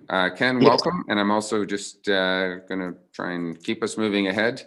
If we do, for council to be aware, if we do need to go into closed session to discuss this, our legal team, and it is a team, by the way, for the public to understand, we've brought in the all appropriate people, is going to have to be on another call and another matter before the end of the day. So we need to try and move this along if we can. But Ken, over to you. Yes, can you hear me okay? We can. Welcome. Okay. Thank you, Mayor, councillors and staff. Ken Pearce, Friends of Muskoka. Just wanted to confirm we certainly appreciate your efforts to implement the LPAT decision and provide appropriate enforcement provisions in the Legacy Condominium Agreement. We may ask that Susan Eplett speak after Mr. Szczerbak from Planscape so that we have a chance to respond in case he raises anything that we would like to respond to as well. I'm only going to speak to section 210 of the agreement. We had suggested some language to council, and there is a provision in there that deals with it's the enforcement provision and really the ability to inspect and the access to information. What we have found, though, is that there's been significant modifications to that provision that essentially provide roadblocks to the ability of council or a bylaw enforcement officer to actually obtain any meaningful information. I would invite Director Pink to speak to that and advise you whether the provision as currently drafted would in fact allow bylaw enforcement officers to actually obtain any information or access the site to check enforcement of the agreement. I would also invite you to ask your legal counsel to see if they agree with me. And I'm going to go into some of the specific changes that are troublesome or problematic to me. And I've spent my entire career negotiating and drafting agreements, including provisions such as this. The first one, and these are all essentially showstoppers, it says that in order to be able to inspect or request information, the township has to have reasonable grounds to believe that there's been a contravention or breach of the agreement. So let me just turn that around or paraphrase it slightly. In order to gather evidence of a breach, first you have to have satisfactory evidence of a breach to even be able to be going in to obtain information. And when you think about that, that's kind of backwards. I mean, and it doesn't work. I mean, if you've got the evidence, you don't need to gather the evidence. So I think the provision is problematic for that reason alone. The second part is you can gather evidence of a breach of section 2.1. That is troublesome as well, because there's all kinds of provisions in this agreement that deal with getting you to commerciality. Section 2.1 really just is that it's a commercial resort, so commerciality. All of the other provisions are in there for a reason. They all help to get you to commerciality as opposed to the conclusion, the end result. As an example, the ability to get the information about whether the units are in the rental pool, whether there's actually on-site management. All of that gets you to commerciality. The way we drafted it or suggested that you consider was that any breach of any provision, you're entitled to gather information and see what's going on. The third thing is that the township is only permitted to inspect documents and records, and therefore not check compliance with on-site management. Like I would envision that on a Friday evening, a bylaw enforcement officer is going to drive out there and he's going to see if there's an on-site manager, and he's going to see if, let's say it's Mrs. B's unit. If Mrs. B is not supposed to be there, her unit's supposed to be in the rental pool that week, then Mrs. B's car shouldn't be there. And so he's going to take a look at that. This is just saying all you can do, he can drive out there and he can look at the records that are on site. And you go, well, what use is that? That's not really an ability to inspect. And that's the sole purpose of going onto the site, is to inspect documents. The second problem with that is it's only documents that are on site. And as you can imagine, I don't imagine that all of the books and records for the condominium corporation, for the owner, for the operator, for anybody are actually going to be on site. There may be some record keeping as far as the front gate or whatever, and who's coming in and who's going out. But as far as the rental pool, that's probably going to be some third party agent that's running that. So again, no ability to get information. I see a concern of not going into the unit owner's units, and I've made a slight modification to say that that's not what is important or necessary. But the caveat to that is, no, you don't go in and look through the window of your units or even book a time to walk through your unit, but you sure need to be able to request information from them to ensure compliance. So if it's Mrs. B's unit and Mrs. B's car's there all the time, the entire year, kind of looks like she's a permanent resident, you need to be able to let Mrs. B know, hey, Mrs. B, you're not supposed to be there all year. And by the way, we want to, give you a friendly reminder. But we'd also kind of like to know what's going on. Like, are you living there all the time, and request some information from her. So I think that's reasonable to do. Right now, there's I'm going to get you to kind of, if you can, you're at the 5-minute mark. So if you can try and wrap up, I'd appreciate it. Okay. The last thing is the the MFIPA, the Freedom of Information Act provision. Not sure why that's in there. It's deemed to apply. It doesn't mean that the act does apply. It said whether maybe the act does or does not. But I don't know if you got legal advice on this, but it makes no sense for me to be in there. And there's only one reason why it's in there is to preclude you from getting information. And it says the entire act applies. And it's sort of, to my mind, what is it that we're getting at here? The only thing I can see is the protection of privacy. You need to get consents in order to get information. That would mean consent from the condominium corp, but also the consent from Mrs. B. If you are obtaining information that you could directly obtain from her, but you're trying to get it through the condo corp, you need to get Mrs. B's consent. So if you're going to put this provision in, I think you need to talk to council. You need to get the consents in place that go with this. Thank you. Okay, Ken, I think we're pushing it. I appreciate it. And I think council will probably sort of take comments at this particular point. I know that I'm sure that Mr. Pink is writing down some issues and questions. I know I am as well, council. Is there a specific question right now of Mr. Pearce that you have? Okay, Ken, thank you. I appreciate that. And I'm going to move on to Paul Richards. Paul, see how technology is working for you today. Connecting to audio. Let me see his chair. Paul, I think you're on there. Did anybody get this? Paul, can you hear us? No, we're not quite there. Oh, audio is connected. He's hit mute. Paul, you just need to unmute yourself. Yep. There we Okay. go. You've got 5 minutes. Over to you. Oh, already. Wow. Thank you. Mr. Mayor, council staff, and attendees, thank you for this opportunity to be with you. Paul Richards, 2060 Peninsula Road. I want to begin by expressing my appreciation to the members of this council for the enormous amount of work that they have done in the face of the limitations imposed by the LPAT judgment and attempting to adjust the legacy proposal so as to give them as much protection as possible to the community. It's a thankless task and a testimony to your endurance and your concern for the future of Muskoka. In the 5 minutes allotted to me, I would like to speak to the importance of nailing down the regulatory language on two issues: on-site management and the allotment of boat slips. As longtime owners of the property that separates Cleveland's house from what is now Legacy, formerly Lakeside Lodge, we have personally experienced the importance of on-site management. With the Cornells at Cleves and the Mitchells and the Companions at Lakeside, both staff and management were housed on site. When Ken Fowler acquired both properties, however, everything changed.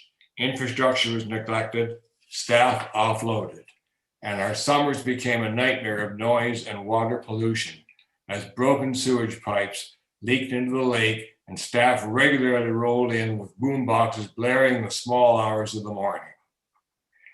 As for Cleveland's house, we watched with morbid fascination as customer reviews from sites like TripAdvisor began counseling tourists to just stay away. Considering that a number of the guests who wrote these reviews were international travelers from the US and also from other countries, the resort became a real embarrassment for Muskoka. If you're actually running a resort, competent, adequately staffed, on-site management is absolutely essential. But it's equally important for a housing project, which is really what Legacy is, and which requires the same standards of peace and quiet and safety for both the citizens of and the visitors to the so-called resort village of Manette. I'm so relieved that council has recognized the central importance of on-site management. The second issue I would like you to consider is that of boat slips. This is a point that's easy to overlook, but the more I think about it, the more I realize its importance. In my opinion, it is imperative that condo owners not be allowed to own, that is, to have exclusive use of their own boat slips. Various studies have shown that there is already far too much boat traffic in Wallace Bay. As it is, we're being afraid to be afraid to go out in our canoe. The addition of 35 to 43 new boats available to all members of 35 to 43 households at all hours of the day and night will drive this density to a truly dangerous level. The assignment of boat slips is connected with the issue of residency. To allow individual unit owners to own and have exclusive use of their individual slips is tacitly to admit that what is really proposed is home ownership with all the perks of that this implies. Rather than resort accommodation, it is clear why Legacy wants to promote such exclusive use. First, because it gives them an income stream, and secondly, because buyers who consider themselves owners will demand them. The stake they have in this issue reveals that they too, in fact, consider their buyers to be owners and that the traveling public is of little interest to them, which again reinforces the importance of a booking system that can be regulated and audited, as pointed out in the FOM MLA letter that you have just received.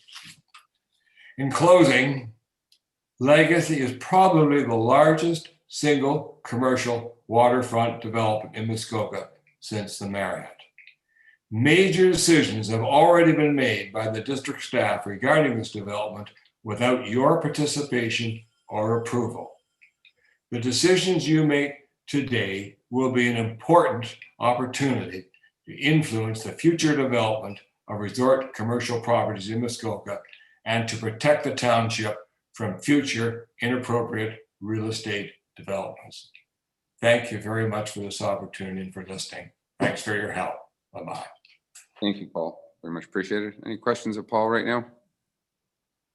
Okay, we're going to continue on. Mr. Pottow. Frank Pottow, will let you in. We won't make you quarantine for 2 weeks as you join us, I believe, from the United States.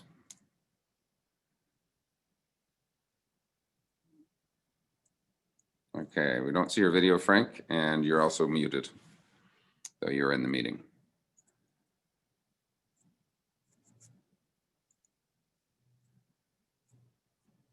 There we go. Thumb is up, but you're still muted.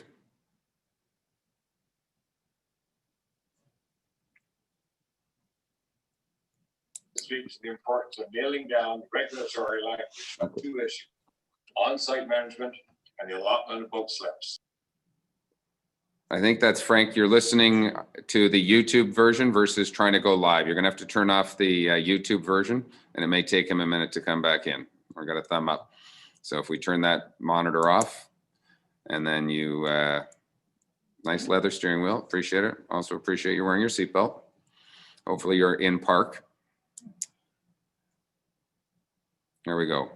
So Frank, if you can unmute, it'd be appreciated. Thank you. Okay. Yep. Over to you. You have 5 minutes. Am I talking? Sorry, I thought Paul, I guess the video's on a delay. Paul was still talking in mine. Well, thank you, Mr. Mayor, for letting me delegate. I won't take 5 minutes of your time. Because I was listening to the YouTube and it was on a delay, I literally don't know what Paul Richards just said. And so what I want to do is waste your time by what he just said. And frankly, I did express my concern in a phone call to David Pink, and he answered some of my questions yesterday. And he said he had to call in to Stefan Szczerbak of Planscape, who might have answers to those questions. So respectfully, if there's any way I could do so, could I possibly just defer until after Stefan speaks, because I may not need to delegate on this issue at all. If there's a quick topic right now, as opposed to everybody wanting to hear what the other person said and everything, you have your time to delegate. So if you have something or in high level, I'd appreciate hearing that now, because I'm sure that we've heard some common themes already, and we may hear some more common themes. Well, I apologize if I repeat what Paul just said, Mr. Mayor. And by the way, may I start by complimenting you on your sartorial excellence. My concern is primarily on the docking, and as somebody who lives in the area, I just want to be respectful of the fact that this is supposed to be commercial usage, and I would think commensurate with commercial usage, like at the Marriott or the Cleveland's house, individual unit owners would not have reserved space in the docks. Now, I don't see the docks as being part of the condominium declaration, so maybe this is a moot point, which is why I said maybe I don't have to speak to this. But if there is going to, I'm not sure what happens then. Do the docks stay owned by the condominium corporation? Do they stay owned by the developer to potentially sell them off in a separate condominium later on? I would think that you would want to prohibit individual private ownership of the docks and individual private reserved usage of the docks in order to maintain access to the traveling and vacationing public of these docks. Just like Jordy keeps docks open in front of his marina so the public can come and go, just like the Marriott won't let people have private, reserve named slips of the docks, just like Muskoka Lakes Golf and Country Club doesn't let anybody have a private reserve slip of the docks. I'm hoping that's how these docks will be managed. They'll remain a common element because I believe the Condominium Act prohibits private usage of communal, whatever condominium property. I'm not a lawyer expert. So that's the point. I don't want to drone on. And that's really, I would think it appropriate to restrict that. That was a recommendation from your staff in 2017, I believe, for the villas. I think the difference is that Villas was proposing to put the docks into the condominium declaration or something to that effect. And so that's why I don't want to make a comment that's off topic, Mr. Mayor, and I want to be respectful of your time. And also, I would like to, I didn't hear everything that was said earlier, but I am deeply appreciative of all the time and effort you guys have put into this. I also respect the fact that you already let the Friends of Muskoka opine on this issue, more than once. And so I'm appreciative of your patience allowing your constituents to voice their views on this respectfully, and it's deeply appreciated. And if I don't talk to you before, I want to wish each and every one of you a very merry and safe Christmas. It's a tough time we're going through, but I think there is reason for hope in the new year. And I think to have people continually complain about the work you're doing when you're working very hard must be disheartening. And I hope you understand that I'm speaking not just for myself, but for the other members of the Friends of Muskoka and the MLA. I'm on both boards. I think there's a lot of appreciation for a lot of hard work of your staff, the CAO, the Director of Planning, and the members around this council table have obviously put a lot of time and effort into this file and others on behalf of the constituents. So with that, I'll say thank you. Wish you all a very safe and healthy holiday season, and hopefully a healthy and prosperous 2021. Thank you, Mr. Pottow. Just as a point of reference, I'm sure Mr. Pink will speak to this a little bit later on. I know we've heard a lot about the docks. I believe the difference between villas and legacy in particular, as you pointed out, Mr. Pottow, is that villas try to put it in the condo use agreement, which meant they were exclusive use. By not including them, they've now become common elements, which means they cannot be assigned to an individual owner. So I think that will probably answer many of our comments, but I'll let Director Pink answer that a little bit later on as we move our way through the delegations. Any other comments for Mr. Pottow? Okay, thank you. I've got Susan Eplett right now coming up. I did hear Ken sort of suggest she may want to go after Stefan, but circle back. Susan, I'll get you to sort of express first of all. Pardon me? I believe so. She's probably, are you registered as the MLA? I'm guessing you are. And then there's also Frank Tkach, so we'll go to Frank afterwards. So let's see if we can find Susan to let her in. There we go. Apparently Susan is in the building or in the meeting. And we'll get you to turn your camera on and then your microphone. Susan Eplett. Come on down. The price is right. No, what's that? It's what's the come on down? Let's make a deal. No, is that let's make it? This price is right. I think it is. There we go. Susan Eplett. I do not see. Do we see her yet? No, I see her just with the MLA flag. Her microphone. There. There we go. Hello. Welcome. Hello. You're on. My time? Yeah, come on, come on down. Can you hear me? Just want to make sure. Great, thank you. Am I showing? Oh.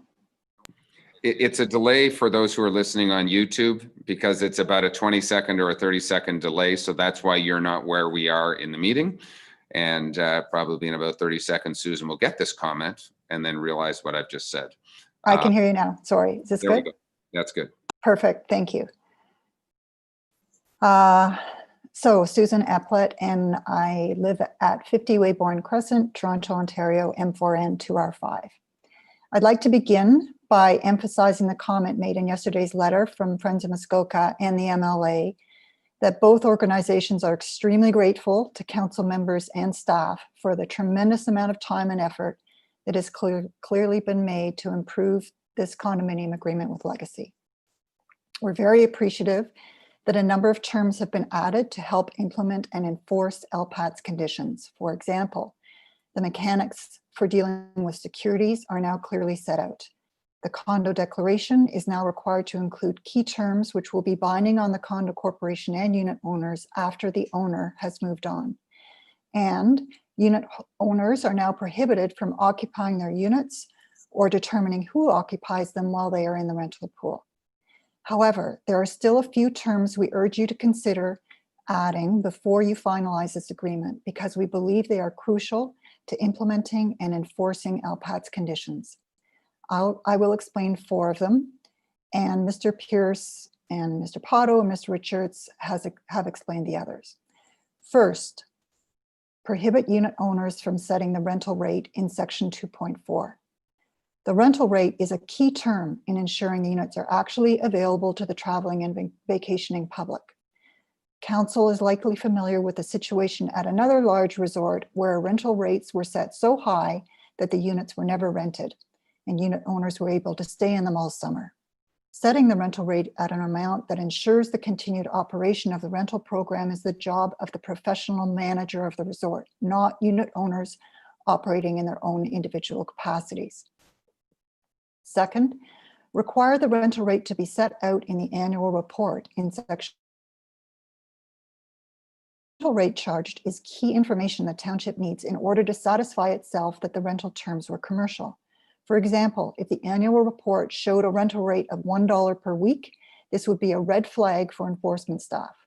The renter was not likely a member of the traveling and vacationing public, but likely had a non-arm's length relationship with the unit owner. As I mentioned earlier, there was a similar concern about a significantly above market rental rate. Third, prohibit unit owners from having their own furniture, fixtures, and equipment in their unit or making alterations to their unit in section 3.1. Members of FOM and the MLA with considerable hospitality industry experience have confirmed that this is an important term in a resort condo agreement, specifically designed to help ensure the ongoing success of the commercial rental operation. It will be fundamental to ensuring unit owners do not treat their units as residential cottages. Fourth, provide that the township will be a third-party beneficiary of the condominium agreement, the condominium declaration. Although it is a great improvement that the condominium declaration now requires the condo corporation and unit owners to comply with key terms, these obligations can disappear simply by amending the condo declaration. There's nothing to stop this, but the township can be given the ability to enforce obligations of the unit owners in the condo declaration, such as the requirement to put their unit in the rental program, by being named as a third-party beneficiary of the obligations of the condo corporation and unit owners. We explained this in our September 16th letter and hope you will consult your legal counsel about it, since we believe it is a simple and effective solution to a considerable enforcement problem. In closing, thank you once again for the many, many hours that council members and staff have committed to improving this condo agreement. We also recognize the significant amount of legal fees that this development has already caused the township's taxpayers. Unfortunately, it seems that there is still a push for the owners of these units to be able to use them as residential cottages. And to be blunt, it's likely that the township's enforcement powers will not be able to prevent it. This makes it clear that whatever agreement is approved for Legacy must not become a template for condominium agreements at other resorts. Most important, the township needs a long-term solution. This is the time to invest in creating a licensing bylaw for condominium resorts.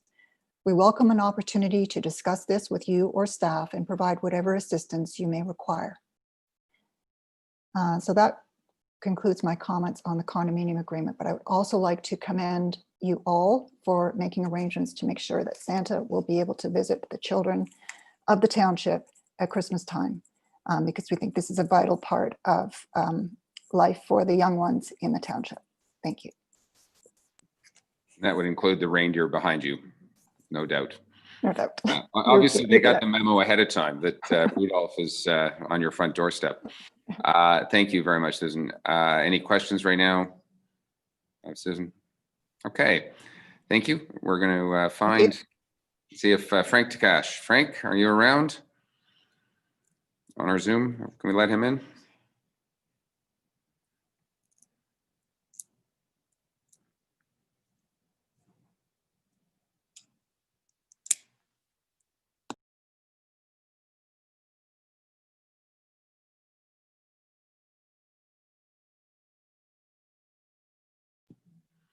Did we find Frank?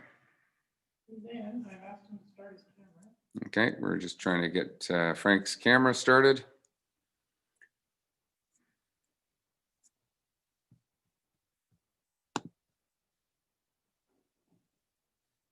I see the, looks like video may be running, or audio. No, I don't see audio or the camera. Frank, I'm not sure, he's probably also on the same delay.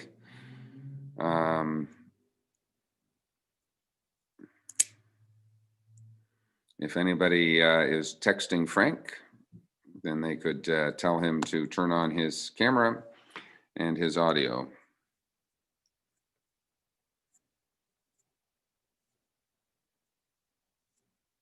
Okay, we're not getting anywhere there, unfortunately. I'm going to assume again that he's on the same delay and not listening to us, so we will give him another 10 or 15 seconds. And then I think Mr. Szczerbak certainly has the drill for joining us on Zoom meetings. Still not seeing Frank.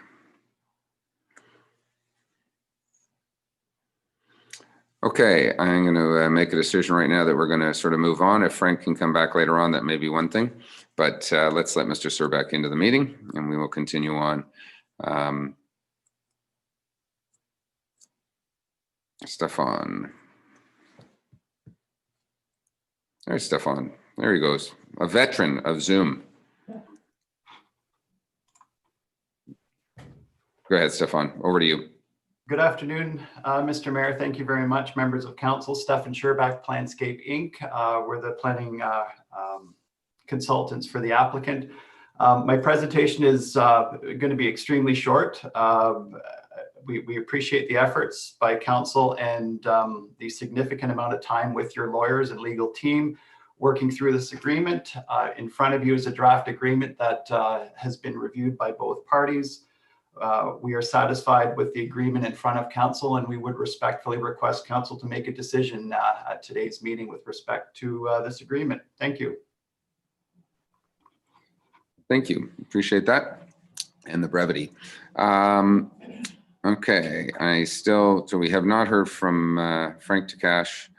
Still not there. I don't know. Did he leave the meeting or do we? He's still in the waiting room. Do you want to invite him back in, see if we can try it just one more time quickly before we move on?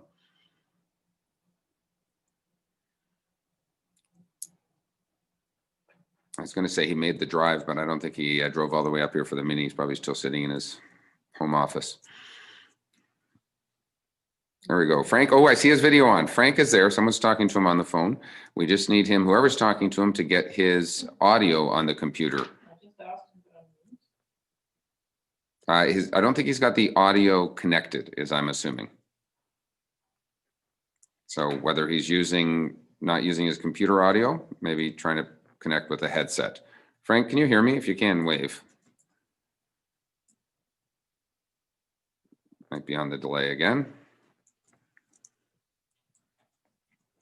Anybody on council good at lip reading? Sign language? Gary's wondering if he's that 416 number. Oh, trying to call in? Yeah, let me try it. Oh, try and let that, yeah, it seems, Yeah, he just went to his, yeah. okay, So I just allowed the phone number in as well. okay, There it's connecting. there it is. I see the audio there. Frank, no, don't hang up the phone. Are you there, Frank? We've got two phones going. His IT department's coming in the background, it looks like.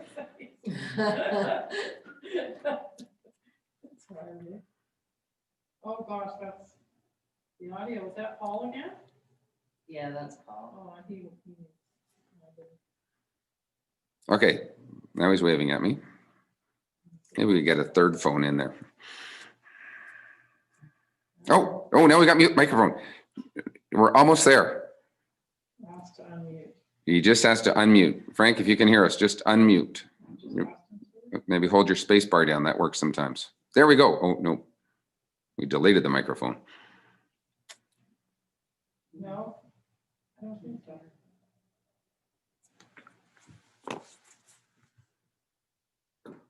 No, he's Oh, he's still back muted, I think, isn't he? Oh, Frank, we can hear you. Speak. I think so. his computer audio on. We can't hear you. We can't hear you.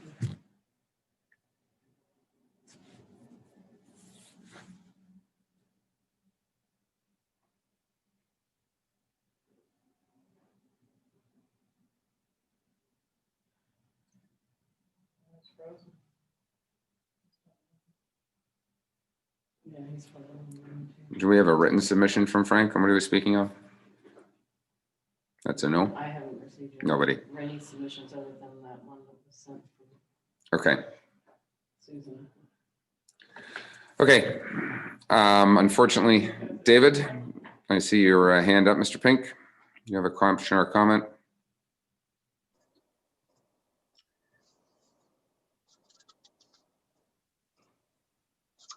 I believe I was just forwarded, Your Worship, Frank, Mr. Tkach's comments, if you wish me to read those. I don't know if, to be honest, that's what he intended to read. However, I did just receive an email. Regarding that, let me just, maybe we could just, if it's not necessarily what he wanted to read, but is it paraphrased? Is there a different points that haven't been raised already? Or is he repeating some of the other submissions today? Maybe give us a paraphrase version. No, they do appear to be new comments, Your Worship. I'll quickly highlight those in regards to the proposed condominium agreement. One, there's no provision in the agreement regarding the requirement of a buffer zone, 15 to 30 feet, as required in the site plan agreement, where it is not really specified in much detail as to what the buffer zone entails and how it is to be maintained. He suggests the following condition be put in the agreement: that they agree to include in the condominium declaration a provision establishing a 15 to 30 foot buffer zone to be completed and maintained in a reasonable manner as a privacy buffer along the northern and southern boundaries of the condominium property to the lands adjacent to the north and south, with trees and vegetation common to the Muskoka area. His second point, in addition, I do not think that 5 years is sufficient in paragraph 2.5 of the agreement. What if there are constant contraventions? I would suggest the following clause: the township has the right to extend or further require reporting at any time thereafter in its absolute discretion. And actually it does finish by saying, please present the aforesaid at the meeting. So perhaps he envisioned technical difficulties. So. Okay, so those two comments, appreciate it. Thank you. Frank, I'm not sure if you can hear us or not, but we appreciate it. Mr. Pink did read your comments to us, so we thank you for that. Council, I think there are some items that have been raised here that we are going to need some information from our solicitor on in particular. And knowing that we're also going to lose our solicitor shortly, I'm going to suggest that maybe we go into closed session now. We can deal with this. We'll deal with one other matter, and then we can come back out of closed session and report accordingly, if that's okay. Okay, am I getting a thumbs up from that? I would have a resolution here to go into closed, somewhere near the back. That'd be a reconvene. Okay, there we go. 11A, and it is 3:43. Moved by Councillor Brdigeman, seconded by Councillor Edwards, who seem to both be in the room. Be it resolved that council session convene at 3:43 p.m. for personal matters about an identified individual, including municipal or local board employees, one matter, and for litigation or potential litigation, including matters before administrative tribunals affecting the municipality or local board, and advice that is subject to solicitor-client privilege, including communications necessary for that purpose, one matter, pursuant to section 239(2) of the Municipal Act 2001.